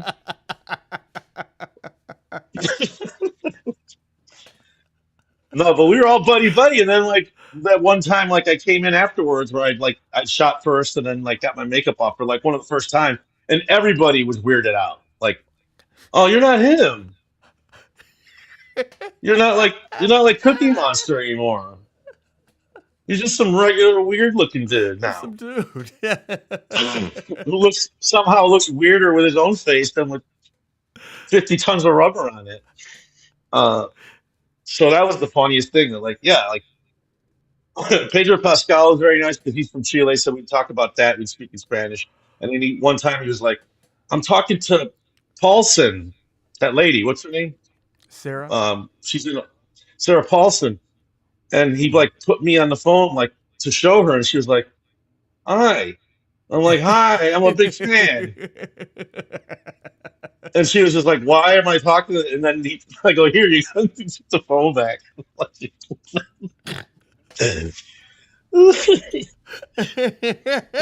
what a what a brain fuck it was. But also, Did it was kind of fun because it was both. Everyone really catered to me because they knew I was like suffering the most. They yeah, did well, like yeah, they've done yeah, that because everybody else just superhero had to. shirt with the water goes through. You know, What's now they that? have superhero costumes. The superhero costumes now have like a tube running through this Yeah, costume that to cool you runs cold down. water. Yeah, Yeah, yeah, and yeah. so they hadn't done that with me until like the second day. I'm like, we need something. So like the next year I was on. I want to say it was the next year. Yeah, they give me this suit with Uh huh. the lady had to pump cold water through me, hook me Hmm. up to the tube, and then disconnect it. Uh huh. And so then it was super cold. So cool. You're right. It was Like cold for a minute, but it was. just yeah, but then it does work because you're sweating. Otherwise, it was a mess. Yeah. But who wants to? You've heard that a million times. But Did you meet Jar Jar? Oh, Jar Jar. I I did meet actually, Jar Jar. the guy who played Jar Jar. Oh, I didn't. I didn't know. I didn't meet him. No. I forgot that How's guy's that guy name. doing? I don't know. I found his ID on the street. It was right by my house. I forgot what I did with it. If I turned it, I think he got it back, and it was it was like his passport. It was like a vital ID or it was passport or Wow. Where'd you driver's find license. it? Yeah, it was like laying on the What a street. weird thing. Yeah, Wow. yeah, and I figured out who it was because I at that time I knew who the guy's name. I knew what his name was. I'm like, I think this is that guy, because the guy's he's he's black. He's black. Yeah. And apparently when the movie was coming out, he was like totally on a insane Star Trip. Like he'd gone way beyond, and then treating people like shit. And Oh, then it really? turns out that it's the most hated thing in the world. Yeah. I'm Like not best. he, I think he dated one of the dancers at SNL, and Oh, really? and she was like, "Oh, he was, yeah, he was out of his mind," something like that. Like, because think about it, like I'm in Star Wars, the new Star Wars that people have been waiting for how many years? 20 years, 10 years, 15 years. I'm a new character. I'm in a lot of it. I mean, he was built to be the new Yeah, the new whoever cute thing. Yeah, funny side new character, character. Yeah. and then people are just like, "No, No, I hate it. I hate no." it. It's stupid. I mean, you It's should have just you're known that though. trying to People were be. kind of like that with the Ewoks too. You know? But they didn't try. The thing is, they tried to do it funny. That's the problem. Is Yeah. that they're trying to be funny and make them Jamaican and all this shit. And He farted. I'm He like, farted. oh, I farted. Like, get out of here. Hey, what's And going on? then you do Mike Myers lines. You do like, Oh, did he? Yeah, like what's that knot thing? Uh, oh, you're the Oh, best, knot or whatever. oh, a Wayne's World shit. George Lucas is like, this is gonna be great. I'm gonna Wayne's World thing in here. It's gonna be so funny. Wayne's World. And I go back to that story when the Harvard guys are all super into Star Wars at the time. I don't know how they are now, but at the time they were all the same age range a little bit. They were probably like 10 years younger, give or take, but they love Star Wars. And they were invited by George Lucas to come to Skywalker Ranch in San Francisco. And they thought that they were just going to be like, what do you guys think? Like, let's brainstorm. What do you guys think? Where should it go from here? Blah, blah, blah. We're thinking this. What do you guys think? And they were like, we want to make it funnier. We want to make it funnier. So that's why we brought you guys in here. And then, one of them spoke up as a representative, was like, that goes against anything we'd want to help you with. We think that there should be less humor in these things. Should not be funny. So I think Dennis McNicholas was like, we really, as a group, we all think that there should be less comedy in these upcoming movies. And I guess that's apparently. I mean, I'm sure there's more nuance to those tales, but that's the initial uh, idea is that they went to San Francisco to help out George I didn't Lucas, know and that then that's because they wanted to punch up. and then like I love James Gandolfini, but I realized he was an asshole and he drank a lot and he was a dick and whatever. I'm sure he's a sweetheart too, but very complicated man. But Daryl was getting when he was going to do that movie, The Mexican or Hmm. something. He needed an accent, and so the studio got Daryl Hammond to go meet him for Uh-huh. dinner and talk about whatever. So Daryl had already like kind of thought maybe he needs to do blah blah blah. And the Gandolfini just sat in his chair and was like, "What's up, prick?" Like that's how it started.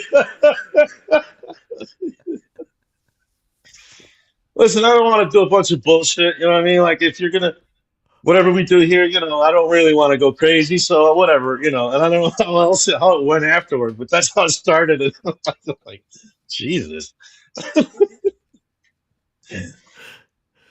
That's too bad. Well, why And did they Daryl do? Hammond loves the guy, loves the whole thing. Of Probably was doing it course, for fucking peanuts, for nothing, if probably. anything. Probably doing it for Yeah, nothing. Yeah. And he was just, I think he was probably mad that the studio set up a meeting. of Like, course, you don't know, of your course. Mexican accent isn't great, so we're saying that. Yeah, somebody's setting you up with this dude and Saturday Night Live, which is Yeah. another thing too. It's like, what? This clown? Yes. I Yeah, look like a fucking clown. yeah. That You fucking amuse you. introduce me to a Fucking clown prick. so I can do this. That's what you want from me? Never meet your heroes.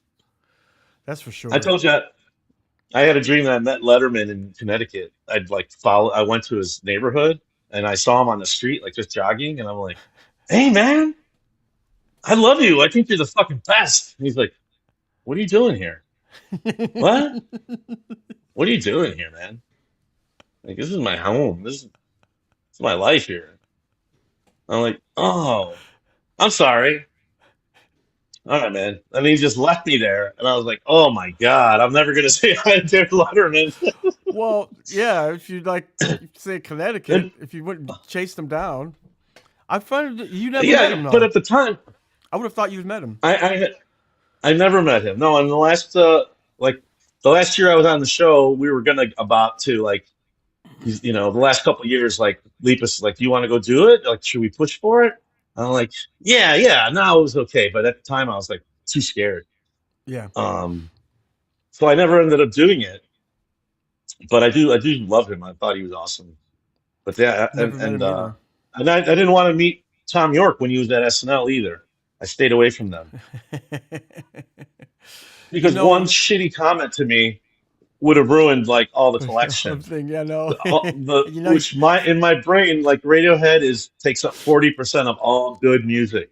So to talk to Tom York and have him be like, "Hey mate, get the fuck out of here, dude. We're fucking busy, all right, or whatever." Like Oh, you liked it? That's great. Cool. What else? That's it, man. Whatever in my mind was going to be the worst thing. I told you what happened at the after party. I saw this. I swear to God, this happened. When he was at the after party, he was standing by himself, and um, what's his face from the I can't think. I can never think of anybody's name. Um, Michael Stipe walked in. Someone in the crew? Oh, Michael Stipe Michael at a Stipe walked party. into the party. I swear I was the only person that saw it. They didn't know each other. They saw each other, and Michael Stipe came down the stairs to the party, and they said a couple of words, and then they walked out, hand in hand. It was just like, and then they're gone. It was kind of like, They walked out like hand in hand, like, let's get out of yeah, here. like, yeah. Are you sure you saw that? I'm positive I saw it. No, not like we're gonna go fuck Sure each about other, but that? like, not like we're gonna go No, fuck just each like, other. Like, oh my god, like I never talked to you. Let's get the fuck out of here. And they left. right. Yeah, yeah, yeah, yeah. Not like Yeah, yeah, yeah. I mean, let's get fucked up some more. they're both weirdos, but you That's know, an equal. That's an equal kind of thing. Yeah, those were equals at the time. yeah. Um, much like when I met. Um, it's in sort of jackass here, but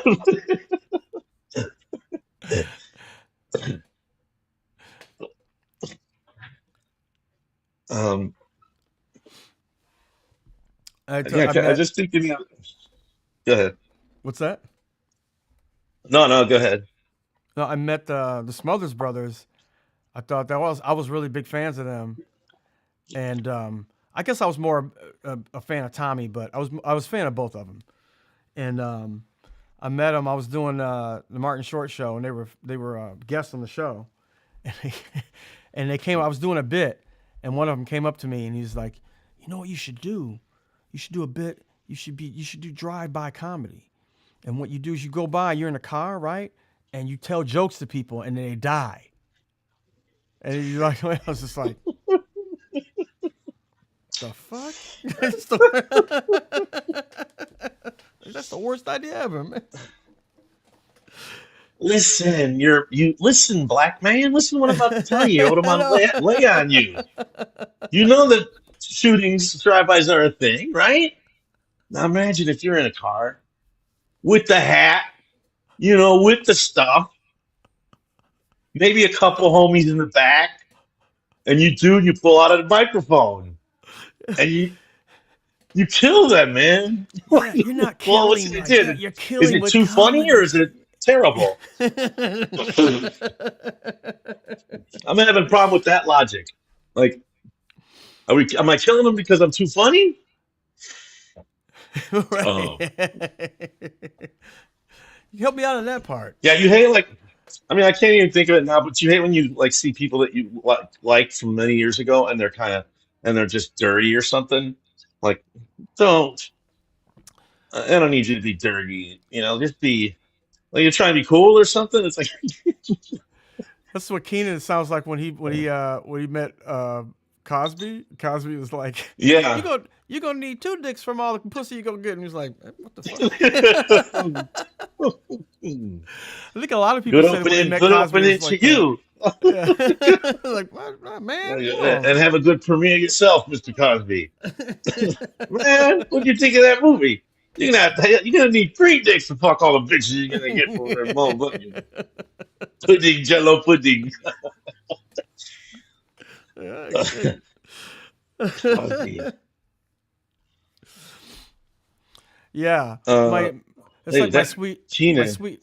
What's that? Oh, Keenan. I mean, we can't talk about. We can't go into the private lives of our fellow castmates, but when Chris Red was, I guess, cheating with I mean, got yeah, with Tina's wife. he's putting it out there. He's doing a show about it, so I guess But I do feel bad Who about him. is I didn't. Chris Red. it, Chris Red? Uh huh. Because we were wondering at the time, like, what happened? Like, he was they were building him up to be not the next, but one of those guys that you like Keenan style, reliable.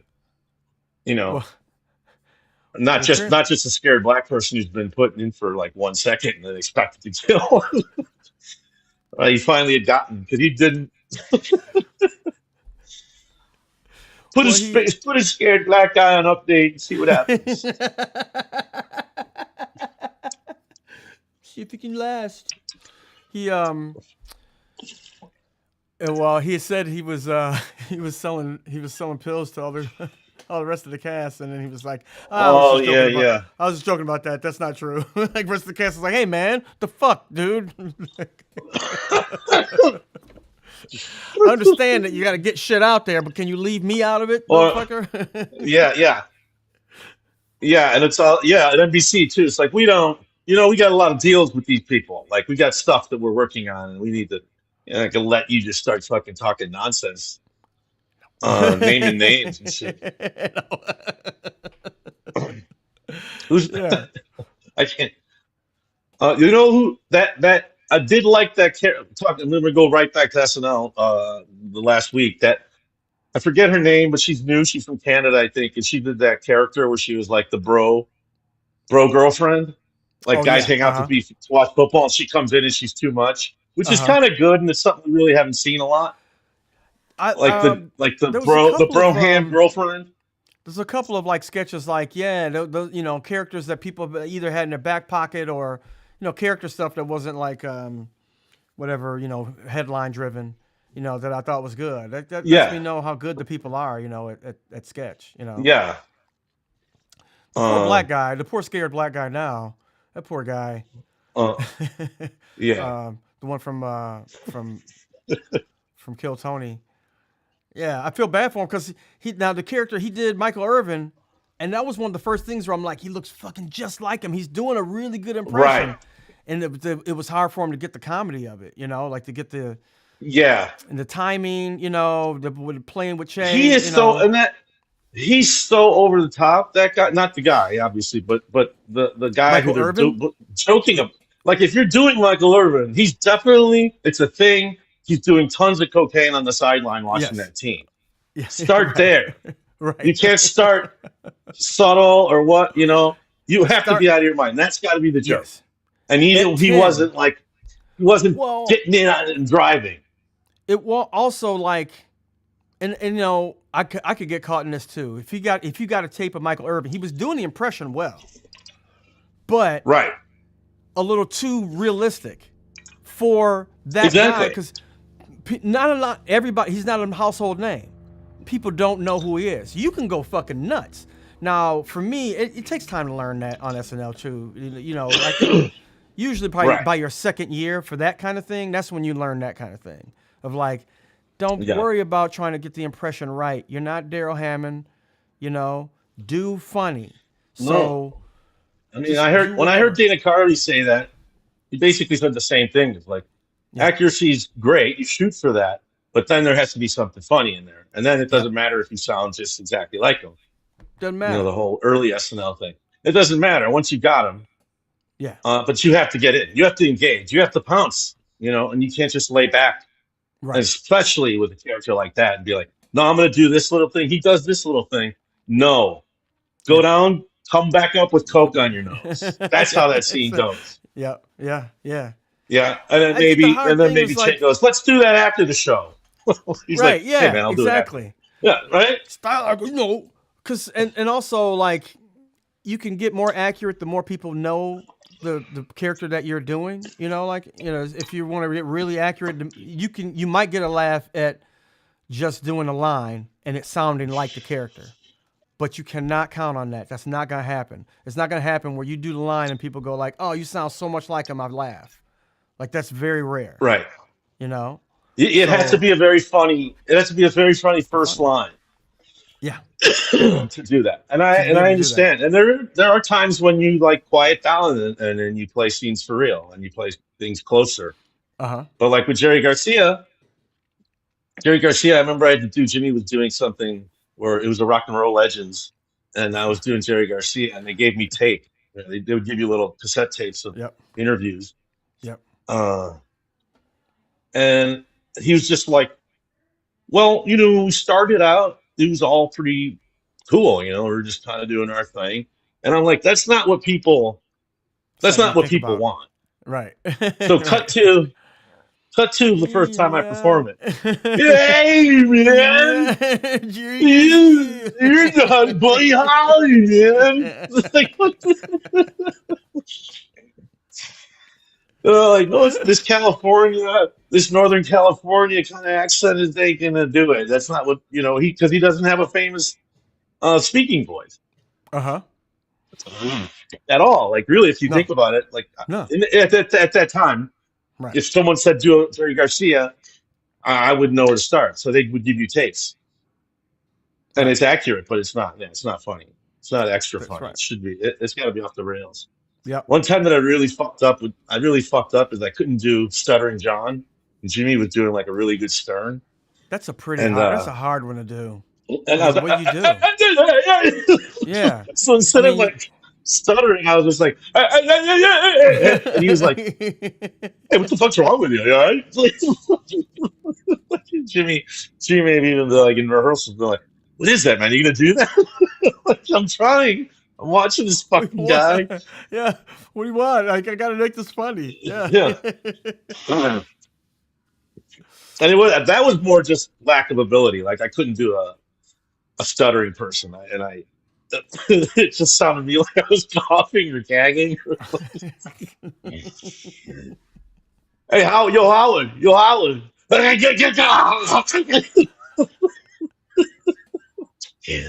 Jimmy's like, Jesus, man, are you doing that? Is that what you're gonna do?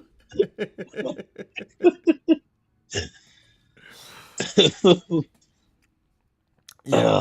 uh, I did realize that at some point, because you do get a lot of impressions that people just hand to you. It's like, oh, you kind of look like this guy.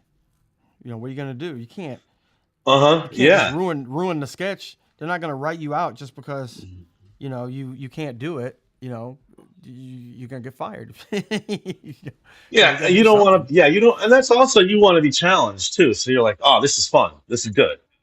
This is a fun challenge. This isn't like a test.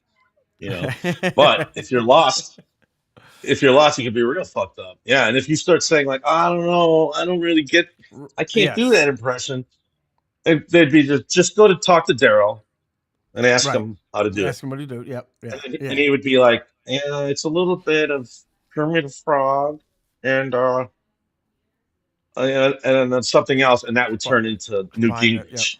Uh Uh, huh. yeah, he would. It was like those. He'd be two little easy things to or three. Uh, but then no one was like, "Nah, I'm not going to do it. I don't look like him." you know, No. Yeah. No, never, you can't. never. Yeah. I know. Yeah, I had to do a And couple of them, and I'm airtime, like, you got to do it. I should have gotten better at it because I was like, I don't want to do fucking Cuba Gooding Jr. They're like, hey, you kind of look like him. I was like, well, what does he do? And I remember you going like, just be really up, like he's just fucking crazy, like he's crazy, like positive. I was like, all right, I yeah, guess. yeah, man. And it's like we talked about this a lot, but when I did that the lady show, what do you call that fucking show? With Joey Behar and all those guys. Oh, the View. And you said Joey Behar was like your aunt. Yeah. Like, why aren't you being funny? Be funny or something. She's being like Hey, Horatio, Horatio. Horatio. So you did. How was Second City when you started there? Did you? But the whole pre-show of that, there's like a couple of days before, Cuba had gone on there and he had stripped. He had just down to Oh, like right, that's a right. little underwear, and he danced on top of the fucking table. And so they're like, "Do you want to dance on top of the table in your underwear?" I'm like, "Absolutely no, never, not. Let's not do this then." And of He's course, they're all bored that crazy. I didn't. All the ladies were bored that I didn't have a crazy bit to finish. They were like, "That's it." So then you're the straight one in the Talk. movie. Then he's the funny one. Oh, well, okay. Sometimes, yeah. Fucking Joe Behar. What a joke. I always imagine Joy Behar just being the worst. Like to be in bed with. So there's always that. Like if you like for me, if I had to, this is such mean stuff that I probably shouldn't say it. Yeah, but I would be like, um, like the worst torture would be, you have to sniff Joy Behar's bike seat. It's just so, like it's a really deranged You know what you like joke to in my do. mind. Why would you be doing that? She make you? You know what you like. Was that the like you did that once and then now she makes you do it all over every time? You know you like to sniff my I didn't bike think seat. about it at all. It was more just like, you know, if you, it was more of a comparison of just like anything that's terrible. Just be like, yeah, that's like Joy Behar's bike seat. I don't Bike think seat Joy jokes. Behar's disgusting. He's saying she's probably somebody's fantasy. I No, wouldn't I see it as a don't. fantasy, I but know. she's I don't think she's disgusting. I don't think she's disgusting. I don't think she's ugly. But I just, I didn't like, I didn't like her like comedy or what she was doing on that show because she's 30 years older. So I just didn't. oh, So then I didn't care, and then I kind of just like didn't like her. I shouldn't have. Who I did shouldn't have liked was the old one. Whoopi. No, no, Whoopi's the best.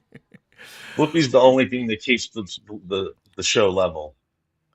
She's Bob and David hated her because they did this HBO it was like a one of those remember they used to do those like telethons or not telethon or whatever, but they would comedy night where they would raise money and they did one of those. I forgot what it was called, that HBO special.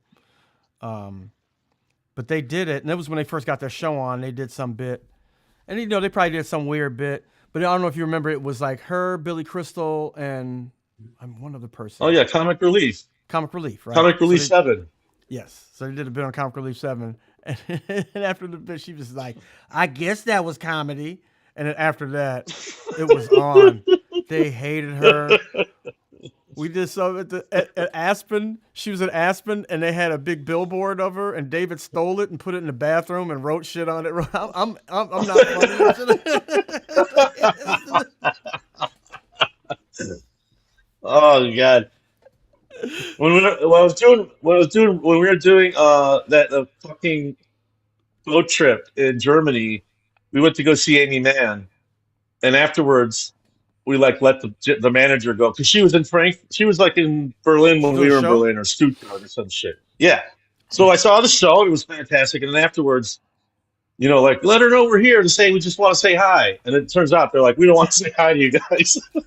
so so it's me, Eddie, and like probably someone else from the movie, not Cuba, because if Cuba was there, they probably would have come said hi. Uh, but but anyway, so then I'm like, well, that sucks. Like, fuck, that's weird. And then Eddie was like, the tour bus is right here. I'm gonna go cut the tires. I'm like, don't go cut the tires, man. Like Damn, that's so. I think I might Eddie kill went him. gangster like right away. I'm like, no, no, no, no, no, no, no. You want to kill him? Kill her, basically her. She's just like, I don't want to talk to any weirdos. Like, whatever, for whatever reason, or maybe they, I don't know, whatever what happened. Like, Just Eddie like wanted to anybody in any else cut up show, the. probably was tired or whatever. I don't know. Didn't know who you Yeah, were. yeah, I don't mean whatever. Doesn't know who I am. Doesn't like my comedy. Who knows? But it doesn't matter. Like, it doesn't have to be a vendetta like that. Blood I'm, feud with I'm sure fucking she'd. Amy I Mann. know. Now me against you. I'm sure she'd have known that it was actually you. She'd have been. Cause she's pretty nice.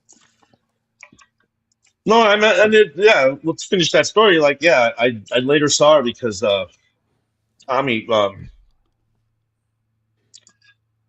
Tom was directing a new pornographer's video, and she was in it, and I was in it. Uh, Tom Sharpling. Uh So I huh. met her there, but I didn't bring it up. I'm like, remember you didn't let me in? Right. Can't even No, see you. I was just like, I just told her how much I like, because I really do like her, those albums that came out during that time. Yeah, those were great albums. Well, they lived in my neighborhood, so I used to see them all the time. I used to see them at the grocery store. and she's also good friends with another friend of ours. Man, names are just not getting to me today. Why can't I think of a girl, Right. stand-up I told. comedian? What are you talking about? Amy Mann is a friend of another stand-up comedian, a friend of ours. I can't. It's bad that I can't remember her name. She's gonna be mad at me. Sarah Silverman. It's close. But no, somebody we've known since she was in college.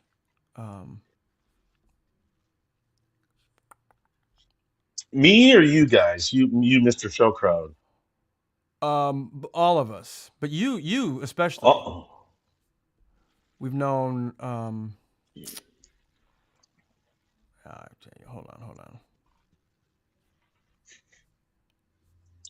on. Steve Albini's wife.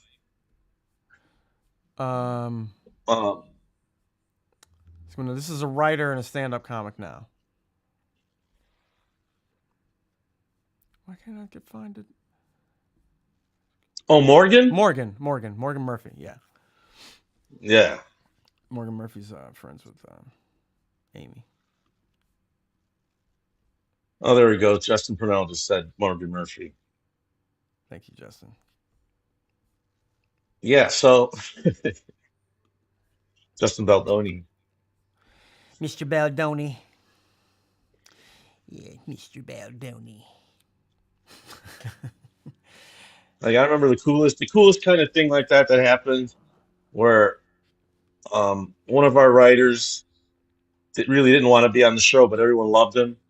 And he just had a baby with his wife, and so he missed his baby. And, you have to speed in New York, and his wife was in LA. So, like, he started writing for Mr. Show he got easily hired by the other show, which I can't even, Mad TV. So they did a little joke about, they kind of dissed us somehow, like, and he wrote the sketch, and it was a little like diss, like throw the first shot, and I'm like, and so the next week I'm like, do you see this? Like, we should let's do something, And Steve's like, Lauren prefers to just ignore those things, and it makes it worse. It makes it worse for them because they just ignore, like, oh, I didn't see it. He acted like Mad TV did not exist. Yeah, and it's kind of like how Paul McCartney, is kind of the same way. The Rolling Stones just don't. I don't even know what you're talking about. Like, it's like, yeah, yeah, they're pretty good. I mean, I heard they're great. Yeah. But we were doing our own thing at the time, so we weren't listening to anybody else. Like Led Zeppelin, you don't know. It sounded like like my kid's band, really. Now. It's like that same dismiss of, like, which is a great rule for people. Or even outright hatred. I've told you about. I met Bright Eyes, and I forgot that dude. Some singer songwriter, but I was hanging out with them. I met them in Minnesota, in Minneapolis, and they were hanging out with this with a club owner. Was trying to get him to come and play at his club or whatever, and we went to his club, and Damien Rice was playing. Okay. And you would think, like, Bright Eyes and Damien Rice, like, they would get along, right? He's like this singer-songwriter. They was like, right. Fucking dude. They were in the back room and like, oh, this fucking bullshit. Listen to this shit. Yeah. I mentioned Dave Bazan earlier. Dave Bazan, he's in the Seattle area. A lot of those Bright Eyes guys coming up at the same time. And, there was one guy I'd buy a CD and be like, this guy has some good tunes. He's like, kind of an asshole. I'm like, oh shit, I guess that's it. I'm not gonna listen to this guy. Yeah. Hey, Delaney. Hey, you guys. Welcome to. You got your arm worked on, huh? You got something removed. What did you get Yeah, I just removed? had my hand operated on. Isn't that fun? What was on there? They fucking hated me. Was it a They hated me. was it an awake surgery? Very much awake. Could you I always chit chat. could you feel anything? Yeah, you do. It doesn't hurt, but you can feel it. You can feel them Hold on. tugging on your skin Feels like, Go ahead, it's boy, go ahead. like you're a football. Yeah. I had that experience. I had a lipoma removed. And that actually like it started to hurt a little bit. But he was tugging on it so hard. It was like, hey, man. Yeah. Yeah, some of them can Oh, hurt a lipoma lot. is just like When a I had skin my growth? first Is it a fistula- cancerous growth? Yeah, that's it. Just a little thing on the skin. You wouldn't even notice it from the freckles. Oh, okay. And they just cut it off. Yeah, they got it. She puts me up on the table. I was perfectly comfortable sitting the way I was. But then she's got to put the table up, and it's got paper on it.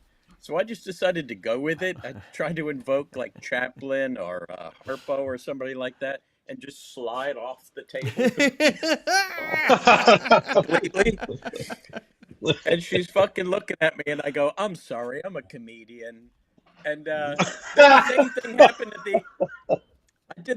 I got to bookend it because at the end of the surgery, she starts lowering the thing, and I just held on, baby, and I'm just hanging there while the equipment's all going down. I'm just suspended, fucking like a idiotic Keaton bit Yeah. where Uh-huh. everything's moving. They did not appreciate that. Michael Keaton. But imagine how insane you seem to somebody. You do a bit like that, and you're like, "I'm a comedian." Like, Okay. oh boy, Yeah, this is gonna be. everybody's a fucking comedian. I'm gonna have to tell the doctor what's going on here, man. Yeah, I'm a comedian, and you are. Comedy. But there's no proof. There's no proof at all of that so far. Not on That's my what makes it here. crazy. It's like, here's a bag of candy. What is it? It's my cat's poop. I'm a comedian, okay? Let's get me on the table. Commence with the examination. No, they don't like it when you slide off the fucking operating table down onto the floor. They don't appreciate that. What do you call the Sliding the doctor table, that it's does the more like- colonoscopies? Colonoscopist? No, it's He's a, more like a dentist chair. Proctologist. Or gastroenterologist too, right? They would.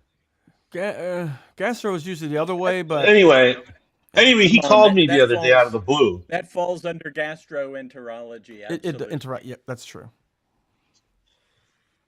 It's the 5th year anniversary of my colonoscopy, you guys. Oh, when you come in, when you got to go in, you know, I owe you a pickup. Raj, that's right. I do. You do owe me a pickup. What's that? I'm overdue. I haven't gone since my last transplant, 2018. You know, we could do like Steve Martin and Marty Short. They sync up their colonoscopies, and they go fast together on the same day. They fast together, and have a shit day together. yeah, I guess it's like that scene. Yeah, from, they all just bend over together, and the guy goes just like one after the other, and back and forth. They all get their high colonics like the right stuff, guys. Where you got to have your thing. You got to go on the elevator and go to the next floor. Tom Hanks, Martin Short, Ed Harris, Steve Martin, the late Carl Reiner, the late Rob Reiner. The late Rob Reiner was in there too. Definitely Reiner. Yeah, Penny Marshall would show up sometimes. Just to smoke cigars. Yeah, no, she wasn't getting a colonoscopy. She just wanted to be there for the fun and watch. Well, I found, so it's the 5th year. I don't have to go for like next year or like the year after because I had such a clean colon. Thank you. Oh, good. Yeah, mine is. But he called me to tell me that he's becoming an actor. He goes, I'm really? I'm gonna stop talking. I'm gonna stop messing around, and I'm gonna put 15% of my or 25% of my energy into being an actor. Give it my This all. is your proctologist. It's something I've been wanting to do. Yeah. So Yeah. wait a minute. And so, So I'm like, so this is what we. go ahead. That's how it starts out. He's like, "How you doing?" And it's like a regular conversation, but I see it's the doctor, and I was like, I figured out it was him. Like he had called, and I was like, I wasn't answering at first because I'm like, I don't know who that is. But then he called again. If you get a proctologist call you at like 7 o'clock at night, Yeah. you're Like like, Jesus this is Christ. That's When did you chummy. what's find going out? on? Yeah. He's like, That's yeah, super chummy. I'm gonna start acting like I've done a few things, and I'm just gonna put all a quarter of my energy into that now. So he wasn't saying I'm gonna quit the asshole business, but I was like, that's very cool. I'm like, that's very cool, man. Go for it. There's a ton of there's a ton of medical shows on nowadays, which is not a bad time to be someone that could do a doctor and do all that. So I basically gave him like, go ahead, go for it. But then he was Next like, time he and does that, so Raj, anyway, then tell him anyway, you're trying to get your med I got a degrees. saw a note that you haven't been in for 5 years. Like it's your fifth anniversary. Congratulations. And then he goes into like, Oh, it was real. maybe Like not. It's not now, but maybe next year after that. And I'm like, okay, let's do 2 years from now or something like that. Uh, and then he that's still how it ended. he still had the conversation. I have a doctor that she wants to be a writer. She Yeah, constantly is like, I want to write stories about horses. Who can I talk to about writing a movie about a horse? I don't know. right. Go to a stable. God bless. Yeah. Yeah, and it's like, If you want to write about horses, you got to hang around stable. I would imagine, right? Yeah. I actually, I didn't, because I can't take regular anesthesia. I need like a real heavy situation. Yeah, you Like, were saying that. Like you like the couldn't get next knocked. time, Like the doctor was like really upset. Oh no, Just yeah. that's true. And so, yeah, we talked about that too. He's like, Raj is like he's a going bull over who can't be knocked out. Like all the other bulls will get knocked out, and it's like, no, this one's putting up a fight. It doesn't work on him. It's not working. no, yeah. It's like the Wolfman. Like if the Wolfman wakes up out of an operation and I had to be like held down, I had to be restrained. and you were fighting, right? Were you fighting or were you just like saying Yeah, stuff? I was fighting like I'm being attacked. Like I wake up and the worst fear of my life is happening. Um, and then it Probably goes just like a down, you probably just and like an then in between, and then I state was where you like, just you're just conscious, a little bit. and I'm like talking to the nurse. I'm like, "You're very pretty. Are you single?" Like I would never do that. It's like I'm like Luffy. I'm like She said, that. "You remember what you said to me?" I'm like, "No, I don't remember what I said to you. I don't think. Well, I know it was good, but I don't remember." And then It's so like then a he Twilight was going to Zone send me a picture of episode. everyone holding me down on the bed. Yeah, Jerry. Uh, One time I went with Raj to the doctor. He's like, I gotta go to Beverly Hills, and so I go along with him to Beverly Hills. The reason for the doctor visit was he was bringing liquor to them as a present because the orderlies got hurt when they tried to hold him That's right. down. I forgot about that. Yeah, you had to bring a gift to him. Yeah. yeah, I had to. Yeah, well, so then my doctor calls me up and he's like, "Listen, these things happen. You didn't have a you didn't have a good time, an easy time, and I figured you're here, so let's. So I figured you're here for the time, but the lady was like, she didn't want to do a certain thing, and so she left, and so they waited for her to leave, like leave her shift, and then the doctor came back and got another anesthesiologist in, and that guy's like the kooky guy that breaks the rules Oh and gets the no, job done. no, But so then dude, he you do gets in, not and he's want like, an and I can hear African this guy. I can anesthesiologist.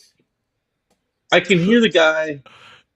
The guy's talking. There's a guy talking about like, I'm a mixologist. I make these type of drinks and this type of drinks. I got a whole kit. And then I look at the guy and he looks like kind of like he's just wearing like a fun doctor's thing. It's not like it's just like flowers and parrots and he's kind of got a headband on. And so this is the cool guy. And I'm like, oh my God, it's the mixologist who's going to come in here and do this. He's gonna kill you. Oh, They're playing Eagles. They're playing the Eagles in the room where they Dr. take me in. Like Brando. the Eagles are playing. I'm like, this is cool. I like the Eagles. This is rock and roll, and it's all very calming, all very good. And of course, I come out of it again like a lunatic. Still. And the guy's mad. The guy's and I see the goofy fun doctor, and he's just like, yeah, Wow, mask whatever, is man. off. Good luck, good luck. And he just like left. And so then the Good doctor, my luck to you. original doctor was like, my doctor's like, you got to kind of send him something. I'm like, what? He's like, he was doing me a favor, doing you a favor, and he didn't have a good time when you came out. Whatever. I probably just like swing at Oh, him or that's punch him. patient I blaming. probably punched him. Oh, did So you I something? sent the anesthesiologist a $400 gift. Because you have to. And then I had to negotiate. It's fun. This is such a funny, weird thing. Like I had to negotiate with my doctor about how fucked up was I. But this guy's so mad. Like, how much does it cost to repair it? I'm like, well, I mean, I don't know. I've never done this before. What do you think? He's like, I think like, you know, $400 is good. Wow, You guys are in Damn. shock. that's the most You guys hollow are in shock. doctor story I mean, I've ever. I just never seen that, but I would imagine that doctors have seen that kind of thing before. I mean, when I was a kid, I did that. They had to have a bunch of people hold me down because I was fighting the doctors. But Well, he was talking about actually getting anesthesia, like like having the actually thing on the face. knocking you the fuck out. Yeah, yeah. Yeah, he says Which we you might have probably to should do have that done. for you next time. Probably should. Yeah, he probably should do it. Yeah. Yeah, well, I don't think they knew the level of like anti propofol I was. Like, It it's like doesn't work for that shit my doesn't brain work was for like, everybody. Yeah.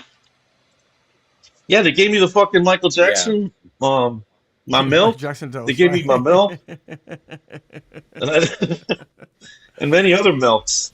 Well, that's why he died, because the dude was giving him more because it wasn't working like it was supposed to. Yeah, well, yeah, You know? he's probably self-administering at that point. The guy would just come fill the bag up. Uh, Yeah. anyway, that's my colonoscopy story. Did I leave anything out? That's no, nothing Oh no, whatsoever. but what I'm gonna do is I'm gonna smoke less weed the night before because that's all of this is helping me not go to sleep. Like, definitely, yeah.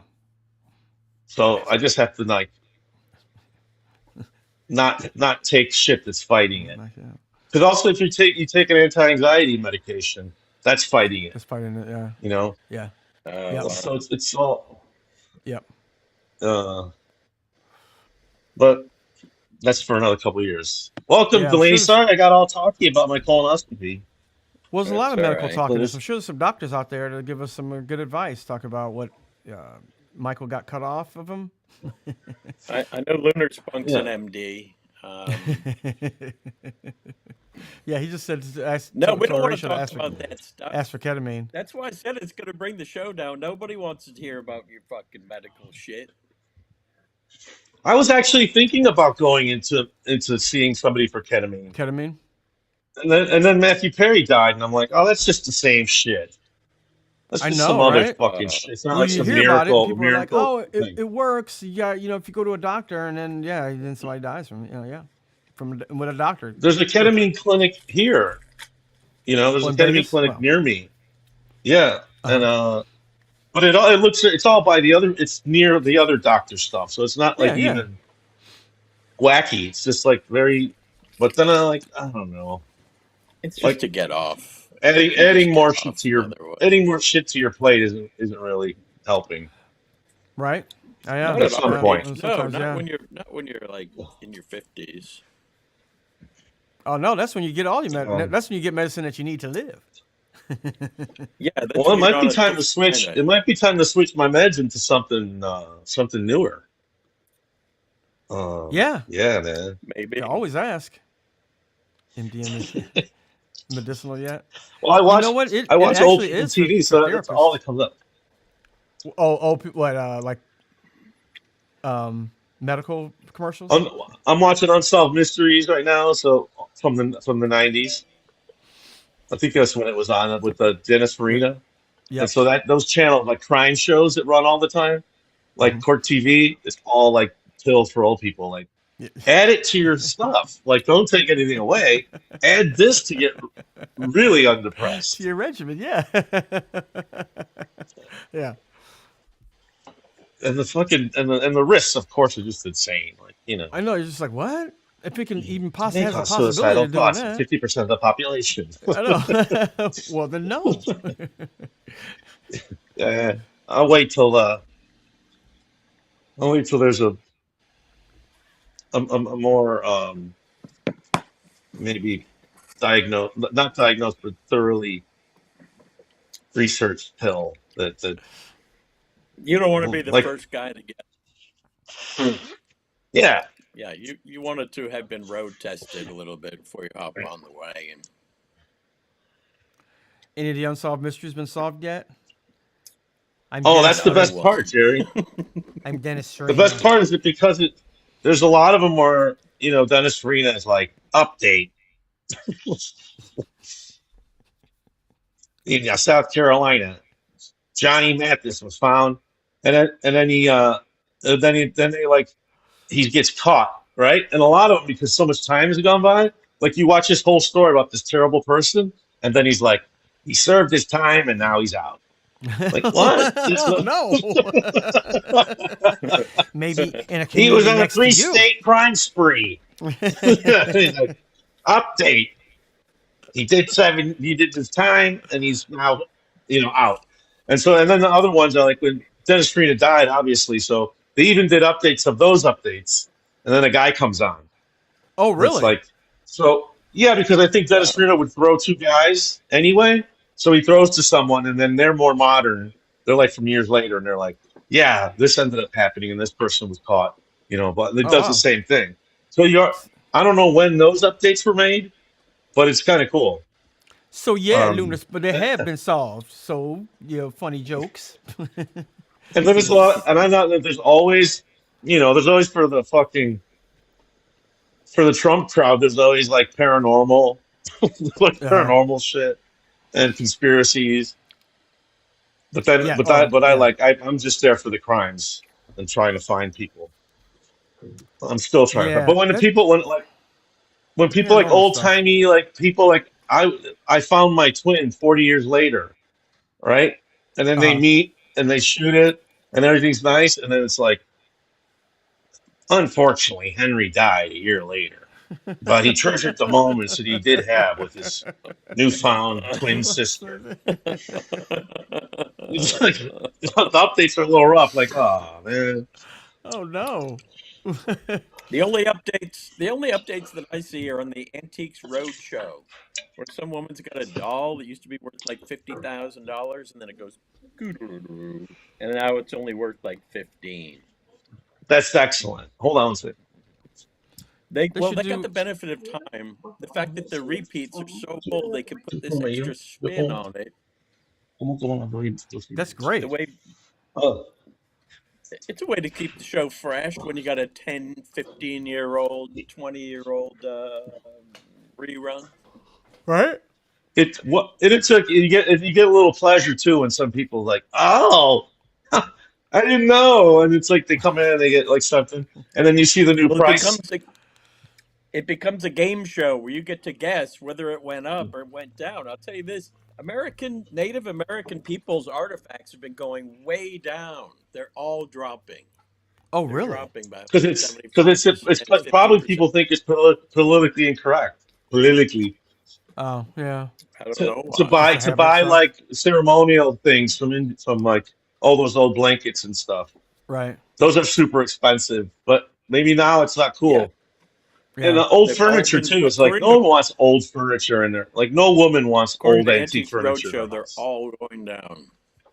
Well, like Native American stuff, where would you display it unless you Uh, had like a Native American, display? Like if you had it in your house, people would be like, You just put it up especially on if your wall, especially if you're white, like they're like, art. they're oh yeah, my beautiful. Yeah, ancestors took it's like Yeah, tapestry, took this from them.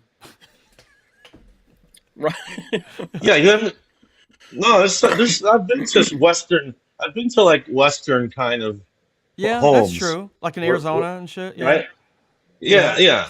Very that motif. I lived Um, when I was in Toronto. I lived in this lady's house. But she was Inuit. She was part Inuit, but she had this great I don't know if you remember that house I was in Andrew's house. She had this great like Inuit art, all over the house. And it was, but she had it like in like glass cases and stuff. You know, but I like always felt Yeah. weird about That's the being thing. living in the house. At a certain Yeah. point, they become like museum Well, pieces, but she and there's was all this also Inuit responsibility to too, take which care of them. it didn't seem She weird was, because she was actually, yeah. one of the people. Like if you had Um, Horatio, if you had African art in your house, like if your house was like decked out in African art, I'd be like, what are you doing? You'd be like, what? It just means he likes it. My people There's nothing conquered I these wrong like the with people, that. style. and I have their things on my wall. It's my treasure, my treasure from Africa. This is my plunder. Plunder. Like Yeah, come check it out. Fraser had African Oh stuff on man, his wall. the FBI busted some guy that worked for the government who was just stealing shit all the time in his house. He had like an underground warehouse built, and it was all just like bones and fucking, dinosaur bones and meteorites, everything like Artifacts. shit, like crazy shit. Yeah, artifacts. Wow. Um, he lived like in Indiana, like Nowheresville, and he just like built this huge thing and was stealing all the stuff. I don't know how he got caught. Oh, Oh, he stole it Um, all. Right. but yeah, like Hitler shit, anything that of any value in the market, black market, in the whatever market, he yeah. I would wonder about steal that stuff too, because like there was another art. There was an graves, art heist not that mummies, long ago. mummies. Oh, really? Steal Yeah, yeah, mummies. fucking mummies, man. Who wants a Um, mummy? Bring a yeah, curse in the right. Like house. who would show off a mummy? Check this out. I got this on the black market. Come in my collection. I have a Who are your friends mummy. Yeah, if they're impressed by a mummy? Unless they're like fucking Egyptologists, and even then, it's like, dude, they're dead. Let them rest. Don't exhume everybody and send them overseas. What would the guy actually think of that? If he knew about it in his lifetime, he'd be like, no, That's no. the. Isn't your that life is gonna funny? be pretty good, but the end is gonna be you're gonna end up in some weird guy's warehouse. But they were The supposed to be end like in eternity. afterlife's You not get to so like live in this good. castle, and you're gonna have all the food. They put food in there, and then Yeah, nope, robbers came and got you, and you fucking. and then you're gonna be a mummy in a traveling circus, and no one's gonna know that you're a real body.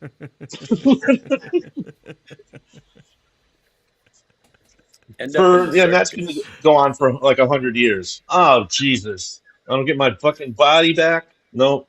No burial. Nope. Uh, FBI Uh investigation. oh. Is it that's a ice? scary ringtone. Yeah, it's ice. You got to show up for a shift. They Those sent my fuckers. You got to prescription to go. the place where I used to live like 4 years ago. What? You got to go over there and get it now, huh? Now I got to You got. drive all the fuck way back up there to get it. Oh Well, I ain't a man, going. I ain't a going. I ain't a going. you're Calling just them gonna. Do back they too. deliver it to your house? Hell no. No, they go to the CVS near you. Yeah, but they sent it to the wrong one. It's miles away, miles and miles. The best Antiques So Roadshow. the stuff between before 2008. So is that the same? So has everything like that, like Uh, all like antique stuff, dropped in value now? no, it depends Is that what it true of all is. collectibles? Yeah. Like No, baseball it cards, they depends on still go what Well, value. market. Depends what market it is. All the Tiffany. furniture is staying rock solid, and the jewels are doing extremely well. The Well, gold is jewels, still yeah, gold. that's precious metal. I But know then an there's I actor. other. you, I used the furniture. I thought the furniture was going down No, I It think has it's because been. no, steady. It depends like if an it's a old really nice armoire. No one has piece. an armoire in their house like us. Some of the really nice ones go for fetch a pretty penny. You remember those Oh, places that we used to go in LA? Like you could get old furniture, Horatio. I don't even think a lot of those places are even Yeah. open anymore. I don't Well, see Works Brothers. Wirtz, They're open Wirtz in is. I'm. They're in Santa Monica. That's still open. Yeah, Uh, obviously. yeah, Works Brothers. Yeah, that was a great place. I love basic wooden furniture. I don't mind You buy pine. this furniture and then they bring it to your house and set it up. Old ass furniture. Yeah, Um, old collectible stuff. I That's still the way got they some of used that to do stuff in it. L.A. Some old collectible furniture. L.A.'s good for that. Jerry, I'd say do you got the chair that's shaped like a hand I don't have like that. that? I do have a chair that I've had for years that it's like tiki wood that looks like a log. It looks like a log. It's like a big giant log. It's really hard Is to, it is it really is it heavy. a chair carved out of a single piece of wood? It is. Those are yeah, there's no those are cushion on it, cool right? to It's sit just the in. wood. Yeah, it's just wood. Yeah. No, no push at all. No joints. No. Nope. Just a big giant piece of wood. It's fucking heavy too. It looks like it grew out of the ground, Yeah. like through the house. That's what you should make it You know look what? like. You should have like plaster around it. Primitive people like to make bowls out of the hardest part of the wood. If you could find a big knot, Uh that was huh. the ultimate for a bowl because it was harder to scoop out. It's 10 times harder to scoop out, but once you did, it was really tough and Yeah, durable. you can knock people's heads with it. That's it, Jared. Do you have the chair carved out of a larger chair? It's like an Adirondack, but it's a little Adirondack. It used to be a big old Adirondack, but now it's just a little baby one. Says Lunar Spunk. I said Lunar Spunk's joke as if it was my own. Well, somebody's got to Tell say them it. that. Well, you told us, so that's good. So like, uh, stand up stealing each other's jokes is also very fucking funny. But it's like, It makes me laugh and shake my head. I couldn't imagine I how I don't see would what the feel big going deal on is. stage doing someone else's bit. I did that when I was 19 years old, the first time I walked on stage. I was like, oh, yeah, I shouldn't do that. That's rotten. Never going to do that again. We used to just steal Second City scenes, but we didn't know what we were doing. We were just oh, an amateur Well, little everybody starts town out group. doing something like that, but I would say like, Yeah. well, Kill Tony guy, the Kill Tony guy did a Norm Macdonald joke, and it was like, and Rogan's like, it's sorry, Norm, it's not the same joke. There's different nuances, and it's pretty much the same joke. same joke. If you look it up online, it's like it's a line about how he horror movies are getting shitty, and it's like they anyway. He does the same joke, and then he goes, "Sorry, I didn't. You know, we just thought of it at different times. Like you better watch out when you do stuff like that, like a threat. Like Norm was like, you know, you don't do stuff like that. Things happen. Like what's gonna happen? You know, I mean, I uh, know it's that they're like calling he, card again. You know, you're talking about real desperate people who are like, you know, the next day you could not get hired to do a show. You know, you're living on the road. You're living on like every show that you do. So, but I've never seen what's so precious about these fucking jokes. I thought they all got them from one book anyway. I Lunar thought that was just Spunk's like a I going mean, from universal The no. joke book. Simpsons, Norm as has a they lot say. of jokes that are anti jokes, and there's a lot of stuff that you kind of, some are just great premises, and that's Hey, I enough just realized, to get you. based on that whole chair from a chair thing, that maybe 500 or 1,000 years in the future, Mount Rushmore will be recarved with different faces waiting underneath. Maybe Thrill 4, the Magnificent, is going to be the next guy, or someone will, or they'll start not liking those guys for some reason, and either blow it up or recarve new faces on there. I could you see that happening in like a couple thousand years? I don't think Recarving new it's. I faces. don't think it's just. Yeah, I don't think Mount Rushmore's as popular. It's just big. It has something that you'd want to change up. No, but it'd be a symbol. It'd be It's the just same just as leave it. Just taking leave it for down. who it It's is. the same as taking down the Confederate statues. Maybe they will look Like down Trump. on Maybe our society Trump could today. take someone out and put his face on it. Well, Well, he wants to be who's I up could Mount see carved. He something like Rushmore? wants that to be happening. added. You want Trump to get wants to be added. added. They should do it, and then somebody should do it, and then it should be Epstein when they get done. They're like, "Oops, sorry, man." That's a good Mad Magazine panel there, It folds into Epstein. Chiseling. The chiseling. Hold on, I'm Mad almost chiseling. done. Oops. Almost there. Oh my God! It's Jeff Epstein, for Christ's sakes. Same for Of Georgia course, Stone. yeah, Georgia Stone did, Mountain the is book. Stone Mountain is it's a Confederate soldier, right? In Stone Mountain. Some of the what? There's a Stone Mountain. There's a monument, a big statue, and I think it's a Confederate. Crazy Is Horse? it Robert? I think it's Robert E. Lee. Oh, oh. The Crazy Yes. Horse one is enormous. I watched a documentary on it. It's insanely huge. So Stone dwarfs Mountain is a Rushmore. relief in a it's a picture like in a mountain, and it's kind of janky. It's stupid, and it's Robert E. Lee, Jefferson Davis, and it's all the Confederates. Robert E. Lee, Jefferson Davis, and somebody Ew. else. Stonewall Jackson. Stonewall Jackson. Yeah, Ew. that's pretty stupid. There's Ooh. so many people who are like, oh, I have always never, I have not. Every time I see a statue of somebody, like there's a statue of D.W. Griffith in Griffith Park, and I'm always like, why is that fucking there? I guess it's a park. It's named after him, but fuck that guy, man. Yeah. Statue. Fucking whole Well, you know, neighborhood. In New York, they're renaming a lot of the streets. A lot of streets that were named for cats Are they last really? century, the century before. We're just getting bipped bop. Sorry, what have you done for me lately? We got other people we want to name streets for. Like I can't like remember what? who Like got bumped. The last one that I see get bumped, I think it was a boxer. oh well then yeah, I understand that, but it's not like they're written like Stuyvesant, like not stuff like that. Well, they did rename the bridge. They renamed. They keep trying to rename the bridges. One of them's RFK, which is fine, but What like bridge the is Tappan that? Z, they renamed the Tappan Z. Oh really? Everybody calls it the Tap. Well, it was officially. It was actually named. Once they knew that it was doomed, they named it after Sean Conroy's grandfather.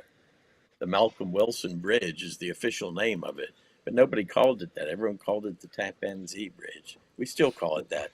But Cuomo somehow trumped it and got the Cuomo name put on it.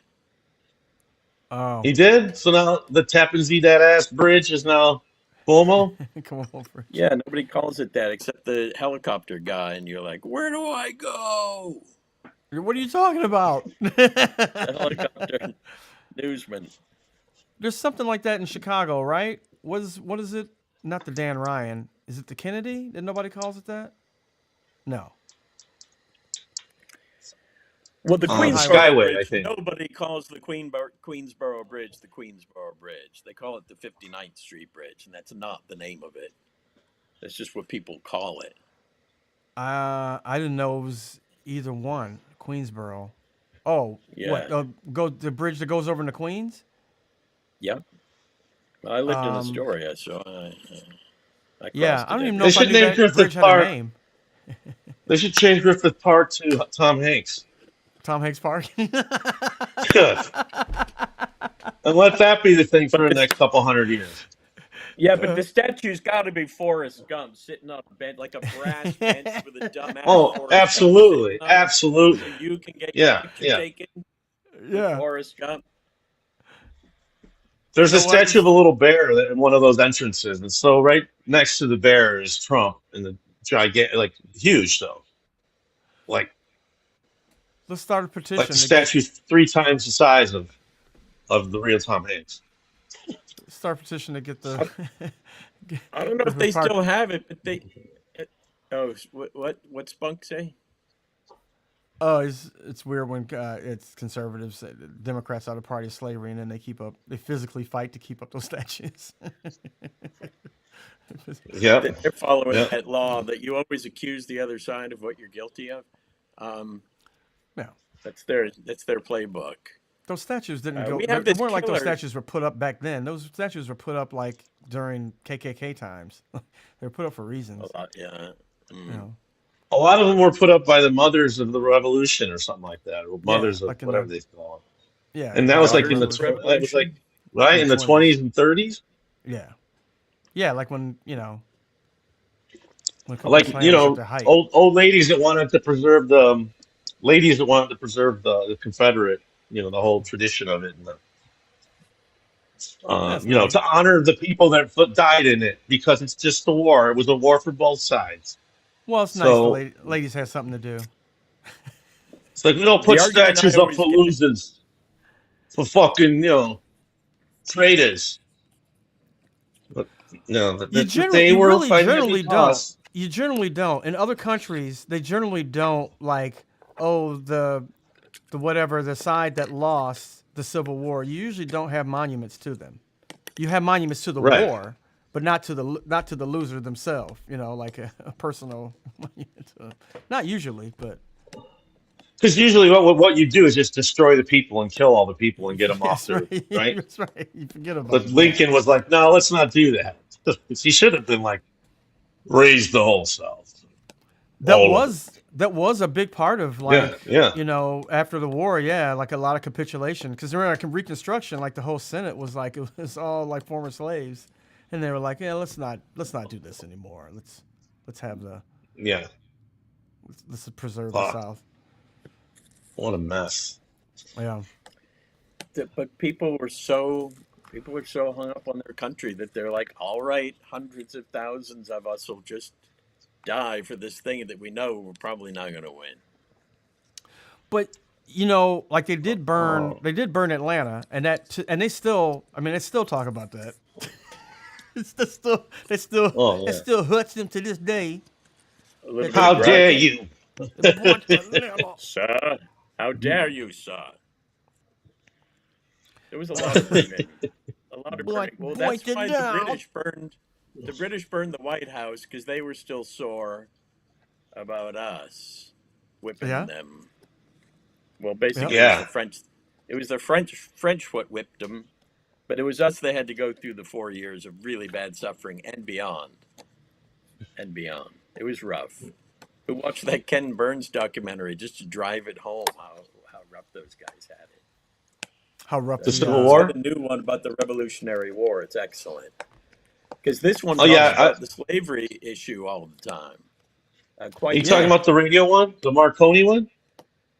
The Just one kidding. that just came out. Yeah. Marconi. He did a Marconi one about the guy that invented the radio. Did he really?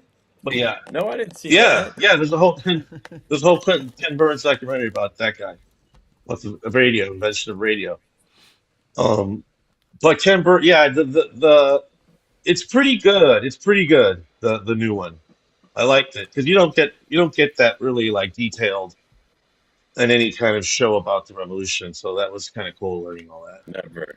I know a lot of the They're always criticism an are hour like, well, long. what is it? Is trying to be too much, and I think like he did a good job at telling all the whole history.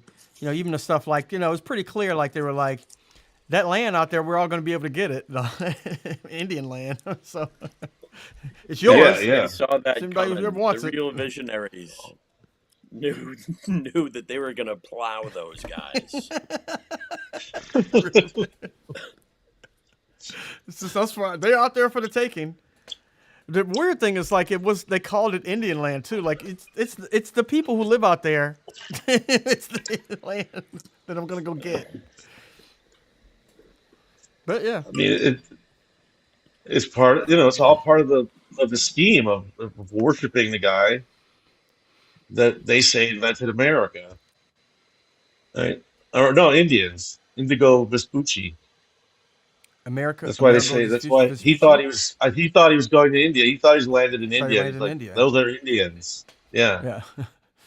And so then that becomes a good thing. Like, Indians are weird, man. Indians are killing people. They're scalping people. I mean, they're Indians, man. They're not darker than us, whatever's. They're Indians. They got to go. Well, yeah, they did the same thing that's happening today. You besmirch the Yeah, people, you spread lies about them, and then you say, and besides, they're savages. They're not even Christians. They don't count. Yeah. yeah. Yeah. Same thing going on today. The same bullshit. Uh, Same essential people, too. People who are from here. So Americans, North Americans. how do you settle that, because people go like, well, because I saw Ricky Gervais saw in his special, so I kind of turned it off then, but he was like, if I was wealthy landowner, back then I would have had slaves too. He's like, hopefully I would have treated my slaves okay. And I'm like, not everybody thought that, and especially if you were British back then, slavery was illegal. Like, Yeah. there was a point when people didn't like it, and there were a lot of people who were like, I don't like that shit, Just because it was legal Yeah. doesn't mean people were doing it. It was America who fucking brought it roaring back. It had slid out of style globally. Yeah, those little Yeah. pockets of people were still being abused terribly around the other continents. But in Europe, it had totally gone out of fucking style. Even if the laws hadn't changed quite on the books, then America really brought it back. And it's Yeah, in a so very like, special it's way just like, that hadn't been done before. I feel like he was like a wealthy landowner. I'm like, when? Because there were people that killed people to end slavery. Like there were other crazy people that were on John the other side Brown. of it too. Yeah, like Yeah. and he was All these Christian. people. All these Yeah, people. it's like why They wouldn't were you have been? Why intellectually couldn't you have like, been you one of can't do them? this, like, Mark Twain and people like that. And it's like, Yeah, you. I mean, nope. and like you're a, I would think that you think like, hey, I'm a person that was able to, I'm talented, put my talent out. I would like to think that you would be like maybe some of those people. Maybe you would like not be Yeah, like everybody. yeah, really, Ricky Gervais. Rod just mentioned Mark Twain. Can you imagine Mark Twain, but he had a house full of slaves? Doesn't work. Well, Doesn't work. wrote good books. He even wrote against slavery, but he had a bunch of them. He had them. Yeah. You can't. You got to And that's good. separate That's the a good man thing from about the the artist. documentary. The documentary doesn't omit the history. They're just like, he led the charge against the English. He did have slaves at the time.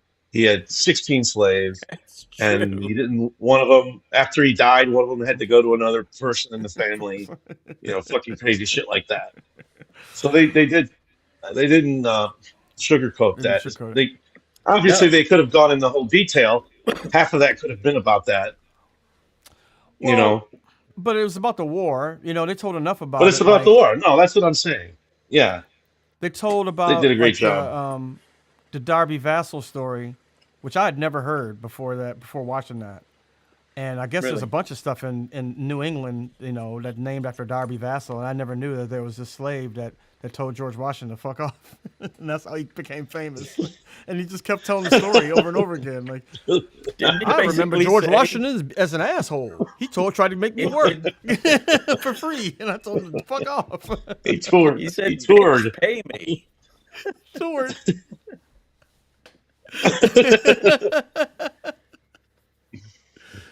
Father of our country. Well, you can go fuck yourself. Yay! Thank you. Bango Johnson's doing his how he told Washington to go fuck himself. Sorry tonight. Let's go. Let's get Teresa at the carriage house, and then we'll go to the fucking show. It's gonna be great. Everybody's talking about it. Bango Jackson, or whatever the fuck I love that they too. had Of to have a like, weird name. it had to do like, and that dude was like, "Oh, George Washington? Oh, fuck him!" Like, wait a minute, what? Oh yeah, tried to make me work.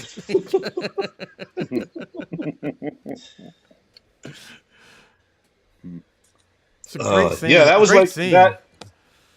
That would be great singing or great scene. It's a great scene. It's like it just seems like a great scene. Like he's sitting down, like he's a little boy sitting down, like in an expensive house.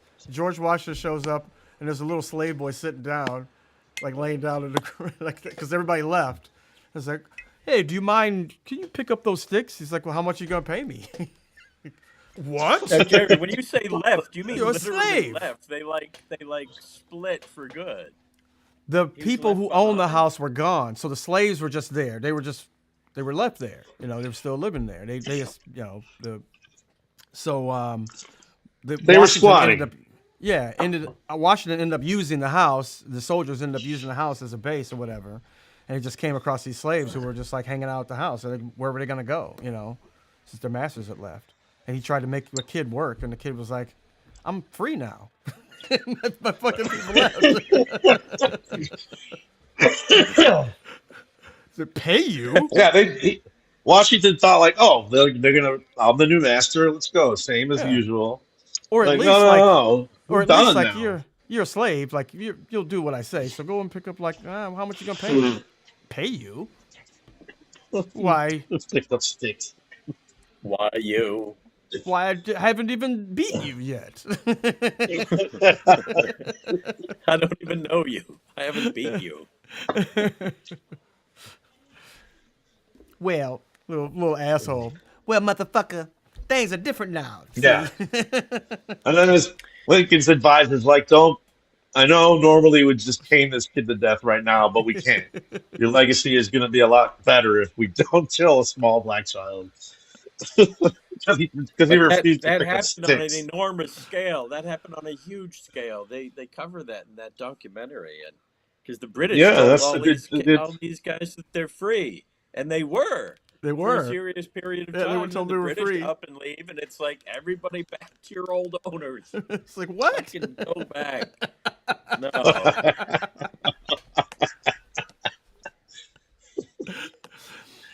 I want to know who the What a people fucking were nightmare.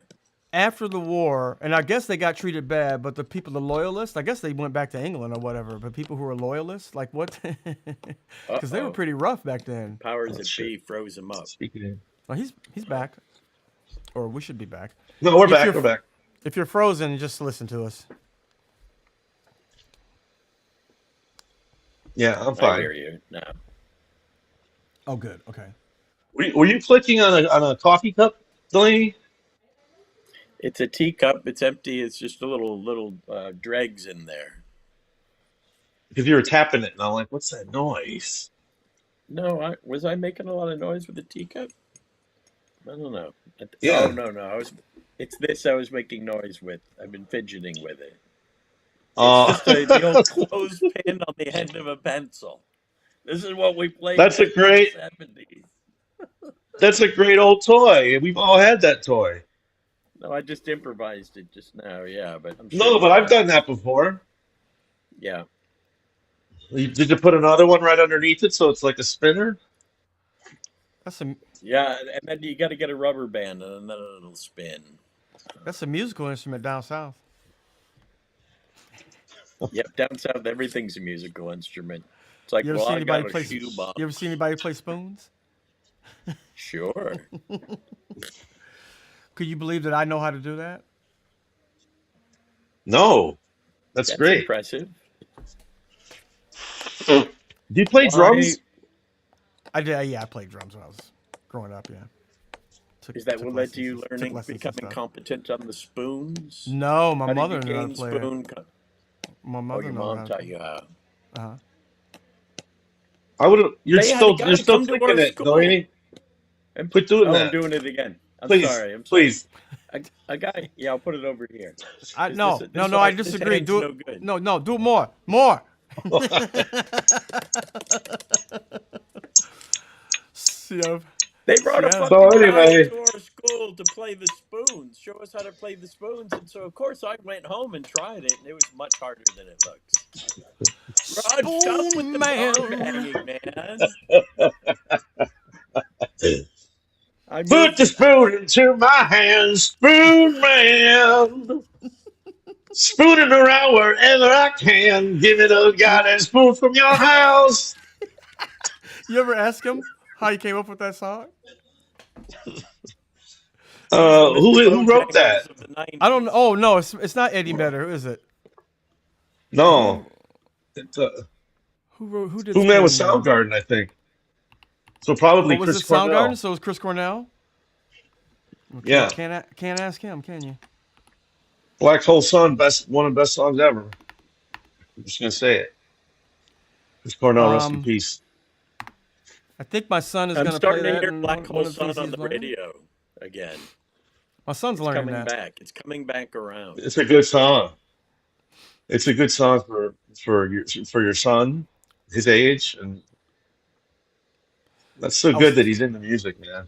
It I was opens telling up your him world so much. I was telling him about Marty and Elaine, and he just didn't Yeah. understand, didn't get that at all, because that was one of their famous things they would do, their version of Black Hole Sun. You ever see Marty and Elaine? Oh. Oh Oh no, yeah, I love that. No. Marty and I Elaine was think this they've couple. passed. Yeah, I'm pretty sure. It was this couple that played lounge acts in L.A. and they played at this Oh, bar, okay. this hipster bar in L.A. So it was kind of like a hip thing. They're in uh with swingers,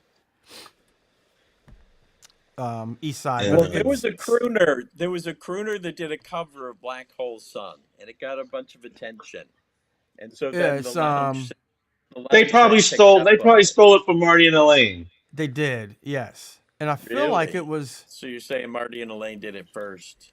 Marty and Elaine yes, was one of those things like if you're in LA, cool people will take you to Marty and Elaine. That's like one of the yeah, things one of the first things I remember about being in LA was going there. And I saw Drew Barrymore there, and I was like, oh my God, Drew Barrymore's here. You know, like, um, Did you reintroduce yourself? You oh, of already course worked with not. her. Of course, I know I didn't know her. This is like this day one in LA, like visiting. Oh, so you didn't Like know her maybe the then. second time I was in LA and like someone would take me there. Yeah, pre SNL, pre yeah, SNL. Yeah. yeah. Oh, So pre yeah, SNL. that's a good. I'm gonna have to Google if they're still alive, but they were pretty old even back then. Oh yeah, they were on Mr. Um, Show. I forgot. We did have there was a Were sketch where they were on they? Mr. Show. Yeah, a big ovation too when they just they popped up. What was the deal? Was it was a bit that a song like a meme song got made in the show, and they kept repeating it over and over again. And then Yeah. like somebody made it into their car horn. It was a song that David made up. David made up a song in the bathroom, and then it was like, "Hey man, everybody's singing that song." So it was on the radio, and then Oh, somebody this made a is coming back. parody song up Yeah. of it, and then Yeah. yeah, it was and then It's Marty just a Elaine, dumb bathroom song. Yeah. oh wow, yes, and Marty Elaine did a version of it. that's great. Yeah, it was big like ovation, like yeah, like Oh, if hey, you guys. you didn't I live in always L.A., show nobody my knew. class. I had a first class last week over at Montclair State University, and on the orientation, I always show a few sketches. I show the Mr. Show audition sketch because it's evergreen and it always works. But you know what I've never showed before is the Monsters Ball.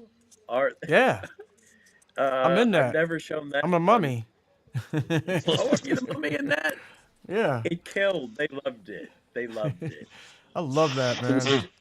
That's one of my favorite sketches. That song, Monster Party. All the songs. And the Monster Party, All the songs. where it came from was it's David's his dream of like it was supposed to be a alien abduction kind of thing, and he was remembering what Yeah. happened to him, and what happened to him was the Monster Party. Right. He's like, Right. oh, it's Dracula. Oh, it's fucking Wolfman there. Wolfman.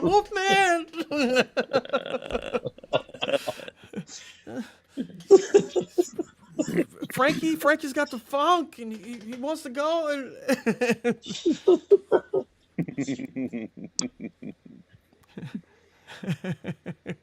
And we, Anyway, I'll tell you how they came up with that.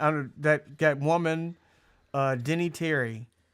If anybody's ever seen the videos of her, but then, and the same thing happened. They did a sketch about this too, about back then we would get videos like VHSs, and somehow this VHS, somebody sent them a VHS of this woman, Denny Terry. She was like this singer in Chicago who would do these really weird, funny videos that were making fun. She was like this middle-aged lady that made these videos up. And that's how she made a video up about Halloween. And that's how they did the, they came up with the Halloween sketch. And then they also did a sketch about Oh wow. about weird VHS, about like, you know, these tapes that you like everybody would pass around, you know, it'd be weird Yeah. stuff like the R. Kelly tape and shit like that, or the what's the guitar player, what's the dude that was shitting on people or peeing on women? G.G. Allen. No, the guitar player from the 50s. From the 50s. Chuck Berry. Chuck Berry, yeah. He was There's ahead a of Chuck his tape, Berry. time if he was. yeah, there's a tape of him peeing on ladies, and Oh, okay. people would pass those These around were the and shit old like that. viral videos. Yeah, old viral, but yeah, It's like, but they it's were all like on you explain it VHS. to your Goodness. kids. We had the similar thing to viral videos. We watch suicide videos. Suicide, uh, uh, We watch cra- suicide videos and rock icons people peeing eating on women.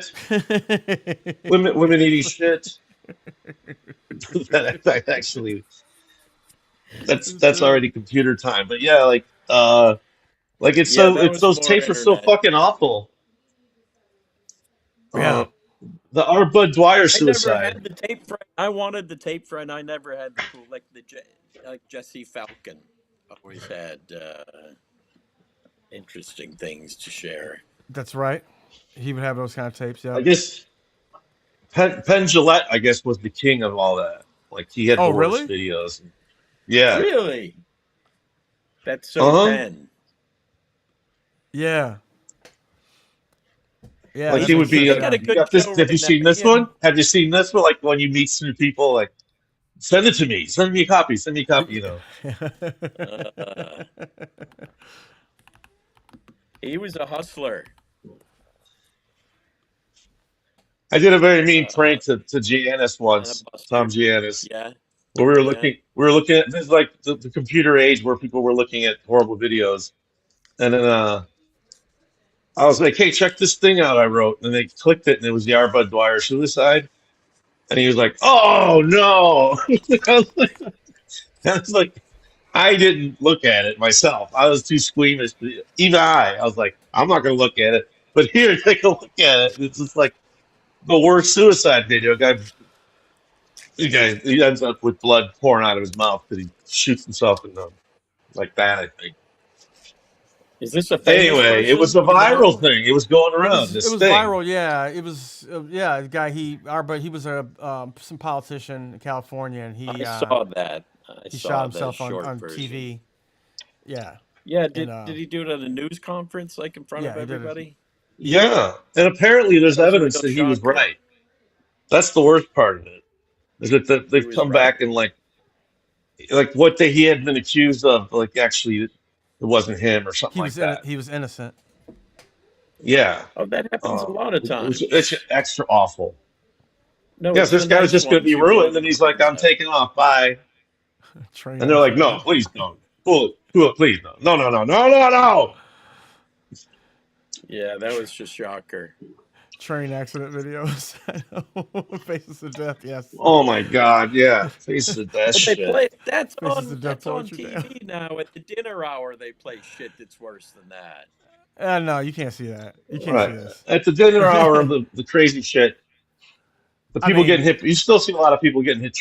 Well, now it's just that's every other Getting run second over by on the internet. trains, all that shit. not yet. Now it's just a woman getting killed by an ICE officer in the middle of the street in Minneapolis. Oh my God, you're so right there, Jerry. Huh? That's Now a it's Let's viral all video ladies let, now. getting shot in the let's face. get back to the Yeah. reality of the whole what we're living through. So And situations, now the right? most shocking videos is ICE.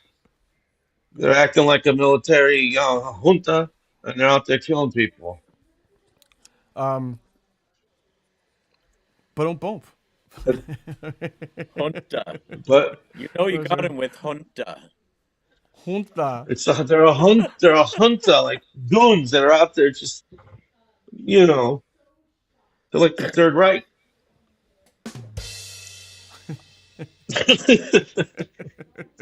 That should automatically You go oh, off did you miss? whenever anyone I says think Third Jared. Reich. That should automatically Tell. kick in. I know this is bad for radio, but and I say radio like that, but Jerry was telling us Mother's brother story earlier. Well, I was just Um, telling him that we like meeting your whatever your heroes. your heroes, and one of the Yeah, I've Smothers heard brothers this. told me I told don't me to do remember it. what he said, but I remember Dickie Smothers says give you some shitty pitch. What was it? It was I should do a drive by comedy. I should go by and drive by and do comedy, and it kills people.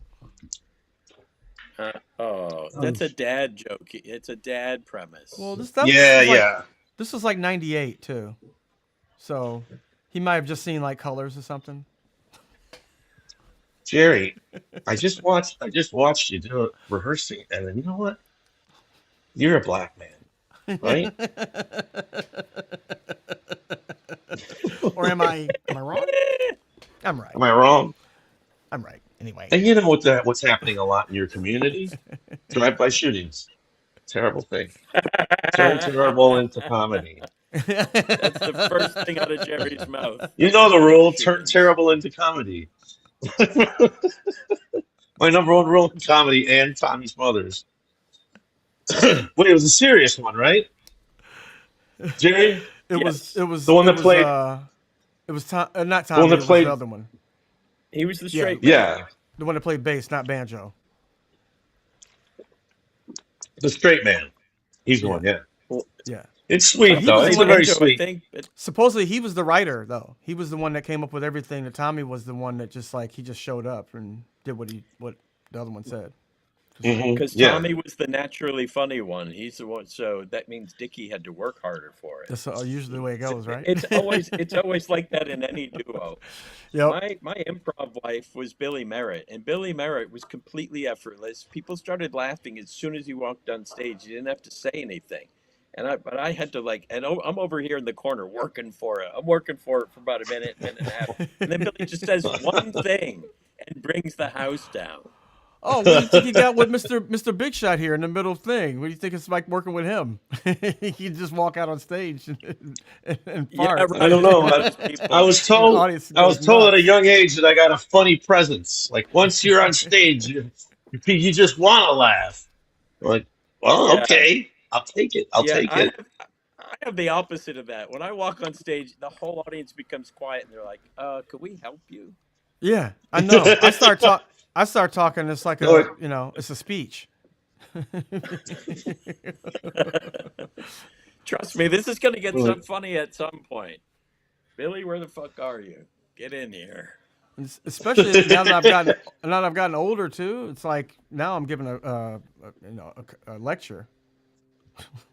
Well, Jerry, I figured out the secret about by the time I was about 40.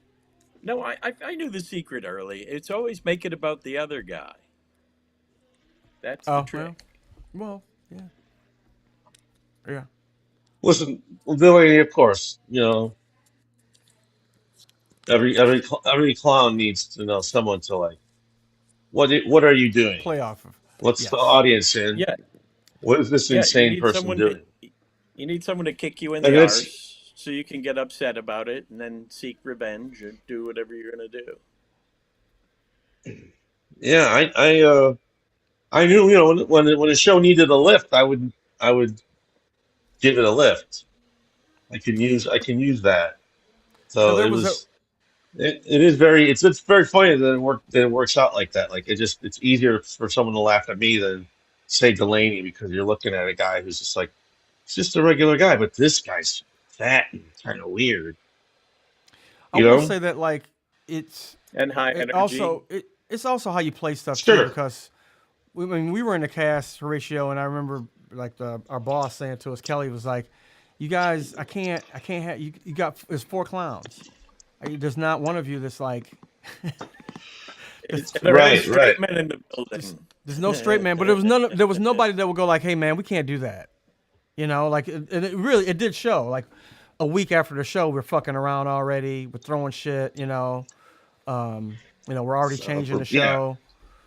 And that's what he meant. Like, yeah, it's 4 clowns who were like, nobody's gonna take this seriously. There's got to be somebody in here who will be like, hey, man, we got to do the script, or we got to. Well, stage because there's manager's A job. types. Even in every situation, there's those A types that have like, got it straight A's and everything, did everything how they should, know the That's lines, you know. the stage And manager is so supposed that, to be like, after the show, Horatio, you went off book on Horseshoe Fuckers. Good luck with that. oh my God, I wish the stage yeah, manager yeah. would. I wish the stage manager would say some shit like that to me. Shut the fuck up, man. The director's gone. Get back in your fucking booth. Get back up there, fucking. Well, our stage manager actually was a funny, cool dude, though, Aaron. Yeah, Aaron. Oh, Aaron. Right? So Yes. I He would would try take to I say would take the stuff. thought from him, but he wouldn't just go out there and start talking like, "You should do this, guys." He'd wait for someone to ask, and he'd be like, "I think that's Like funny." Michael Bro might try to say something, and I'd be like, whatever. Like, kind of, hey guys, you can kind of wrap it up, or Right. you can Well, kind of, that's really their no, job. I'm Their not going to job is do to that though. keep you on book and not let it get out of hand. Yeah, well, that's not Hey, going to Jerry, happen. you mentioned We'll change that. Kelly. I saw Kelly posted an article on Facebook that I read which says that the ETC's next show is going to be fully improvised. Oh, really? For the whole Yep. time? Oh, wow. Yeah. I gotta check that So out. Well, what? they are going to rehearse it. They're going to have some. They want to have some kind of something, but I Who guess it's going to directed be it? all improv pieces. Who's directing? I don't remember. I think it's a woman. Oh, it might be their. They have a tendency of like, I guess for years they had the same director do a bunch of shows. It kind of works for them to do it that way. So it might be the resident director, because I know she did the mainstay show. She might be just doing all the shows. It kind of makes sense What's if the you don't name? have them. Who are you You don't have thinking the of? money to pay a bunch of people. I see. I'd never heard the name before. It takes me a few listens Oh, for a name to sink in. I don't know. Many listens. Um, Well, guys, Anyway, it's getting to be that time for me. oh, happy trails. No. To Luck you, on the Delaney. It's so wall. nice to see you for the last half hour, whatever that was. Always a Guys, pleasure. thanks for letting me hop right back in.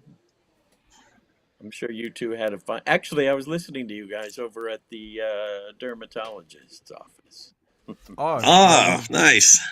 got a bit of the early What were we '90s, talking about? 90s Music, music maybe discussion. 90s music. Yeah, no, I wouldn't have contributed much. I didn't. I was not present in the 90s. I was going through a lot of health stuff, and so I was just. It was taking up all my energy. I wasn't following anything at the time. Just going to movies, trying to keep my ass alive. Stay Well, alive. yes, How's that for a please. Stay break? alive, guys. Yeah, everybody stay alive till next week. It'd be nice if I could play Yeah, something, that's it. play At us least out. until next week. If I could play us out with Yeah, some kind of like Thursday? 90s music. Maybe Thursday? You know what? I think next week, I think Thursday might be the day. But yeah, I'll let you let's know do on it. Let's do Wednesday. Thursday. They'll let us know. All right, everybody. Have a good one. See you later, buddies. Play us out, Jerry, I'll try to. with that 90s music. Yeah, no, I'll Raj get. had to go. He had to. He was going to fall asleep. He had to go take his nap. You got a play out song? No.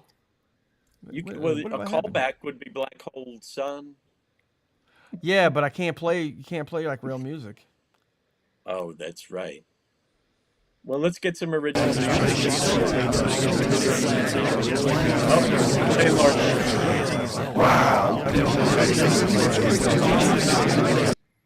That's Joe Rogan.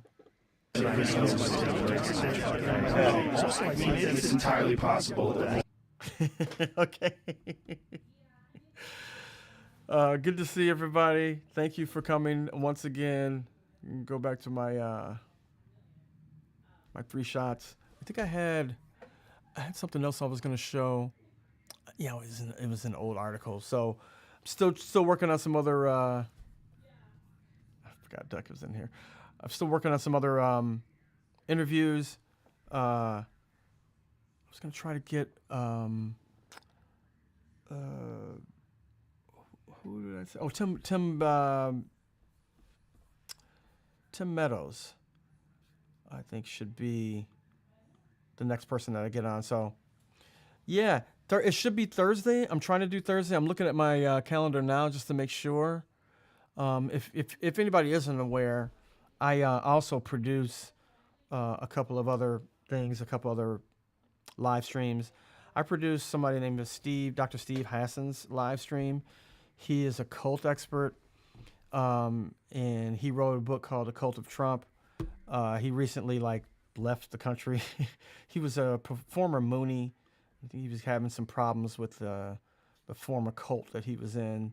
But he writes a lot about cults. He did a lot of stuff about Scientology. He did a lot of stuff about my former, what I consider cult, Jehovah's Witnesses, and just his books and stuff like that helped me out a lot. So I produce his live stream every week. And lately he's been doing a lot of stuff, and he gets 1,000 people, whatever, a week. So, but lately he's been doing a lot of live streams where he's had some guests and people talking that he's been talking to, and sometimes it happens on Thursday. So I may do that on Thursday. That may happen right after I do this live stream. So, yeah. I feel like doing next show. And I'm trying to, what do you mean by next show? Doing your next. Oh, yeah. So yeah, I'm definitely gonna do it Thursday, I think. Yeah, Steve Hassan. If you look up The Cult of Trump, you can find it. Good book. Yeah, he was the first person to start, really, not first person, but a really prominent person to start talking about MAGA being a cult and Trump being a cult leader. And that book really, really broke it down really well. He's really connected with a lot of people, you know, I shouldn't say, well, yeah, he's connected with a lot of people, a lot of scholars. His work piggybacked the work off of the work of Robert Lifton, who just recently died, who wrote a book of what was it called? The Totalism. I can't remember the title of this book, but he wrote a book about cults, and his book specifically referred to the Chinese Communist brainwashing. His book on brainwashing. And I think Steve was one of the first people, along with Robert Lifton. He piggybacked on his work of putting together what he would call brainwashing or mind control and cults, and how that actually works in a practical sense, like how what's everything that's involved in that. So he talks a lot about mind control, coercion,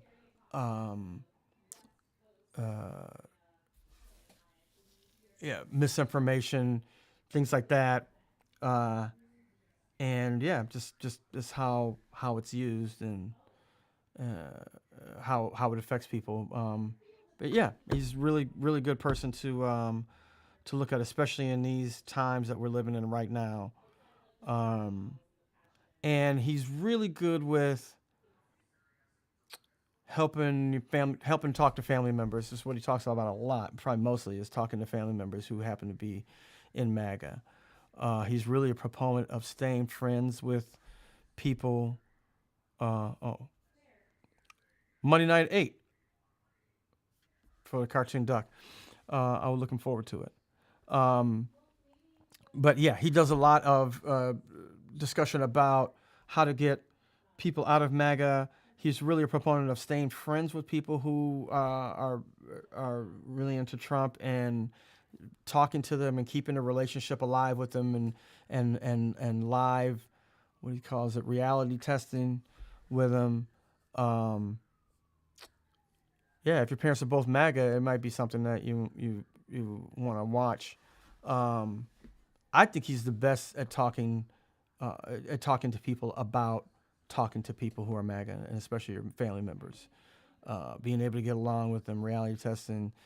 I've watched that one live stream about with the dude that has both of his parents that are MAGA. Yeah, he's got really good tips about it because it's just like talking to somebody that's in a cult. Which I think that if you're a person that has, like we were, if you were a member of it, a member of an organization like that, he says it, and I agree with him. It kind of gives you an ability to talk to people like that because you understand the mentality. You understand what it's like to be just completely, you know, have your mind washed, brainwashed, and how that is a real thing. Let's see what you say. Spend a lot of time watching debate streams and trying to make friends with MAGA people who aren't just yelling about Dems or libs and communism without knowing what the words mean. Yeah, I mean, even people who do yell that stuff, I spend a lot of time. I have a person that I only know on Facebook, and is a real like pariah with a lot of friends, mutual friends. She just became a MAGA person, right around COVID time, like a lot of people. One of those people who was like that Bernie MAGA bridge. I don't know how that happened, but a lot of people did that through the COVID stuff, COVID rules. So I've tried to talk to her. Man, it can be really hard. But then again, I'm not friends with her. It's a lot easier when there's people that you're friends with because you can kind of appeal to what they used to be, before getting involved in MAGA and before getting all crazy, because and you can kind of break down how they got into it. But one of the best things of talking to people who are involved in a cult, who are involved in some kind of group like this, is to ask them the whole story of how they got there. You break it down for me. How did you go? Because I remember you used to feel like this. How'd you get to this point? And a lot of times with them talking about that, it'll get them to think about, oh yeah, how did I get to this? It's the same tactic you use with people that are in cults. But yeah, it's a hard thing. I mean, enjoy amicable hosts. I think politics would matter. Still be on the hush in this sense. Oh, yeah, I'll check it out then. Yeah. There's another thing. What is it called? Angels, Better Angels, not Better Angels. Maybe it is Better Angels. That's actually about discussing. It's not necessarily about debate, but about talking to people who might be Republican. You know what? When you see stuff like that, when you see decent people talking, it's always like it always ends up just like nice. It's not like what people want to watch. They want to watch people argue. Although I find like Surrounded, I find that tedious. It's just like, and when you get in people who are whatever advocates for stuff, it's just a lot of the same kind of people, a lot of the same people that we debated on the show, on the debate show, on Crossballs. A lot of those people are still those people who are advocates now, like Jesse Lee Peterson. And it's just, it's an act, like a lot of those people, like when we're at break and they're going like, oh, hey, you're good. When you were, debating against them. Yeah, people actually communicating is crucial. And you just don't get a lot of that. It's not as exciting as watching people fight, I guess, but I do like Steve. He's really good at talking to people about what techniques they can actually use to get people out, and that is the aim too. It's not necessarily. I mean, the aim is to get people out, but when you're talking to them, that's not the aim. The aim is to understand them. If you really do come in with his whole approach is, if you really do come in with a curious understanding, a curiosity to what these people believe and what they're talking about, you can actually get through to them better than going into like, I'm going to argue the points against you, So I'm watching Crossballs earlier this week. Yeah, like that dude Jesse Lee Peterson was on Crossballs. I don't know if you've ever seen him. He's like a MAGA dude, this black preacher who's based out of L.A. Real weird cat. But we did a Crossballs with him, and I mean, he wasn't like a phony or anything, but it was just like he was, he came on to be provocative. That's even at that point, back then, he knew what to say to push people's buttons, and that's why he came on the show. So I don't know. When you get a lot of people like that are showing up to like that surrounded thing, that's not interesting. Actually, watching people real people talk, is a lot more interesting because it can actually get something done. You can watch people actually understand. I gotta go too, guys. Thank you. I'm watching you, Cartoon Duck. You say you're gonna be on Monday. Yeah, I might check out Politics with Matt. Until then, see you next week. I'll try to get medals on sometime during the week. Look out for my my post. I'll let you know when that stuff is coming on. Especially when I do interviews, I like to give it like a few days before to let people know it's coming on. Thank you. Talk to you again. I think I got an outro in this one, don't I? Do I have it? I guess I don't. I thought I had an out. Yeah, I got an out.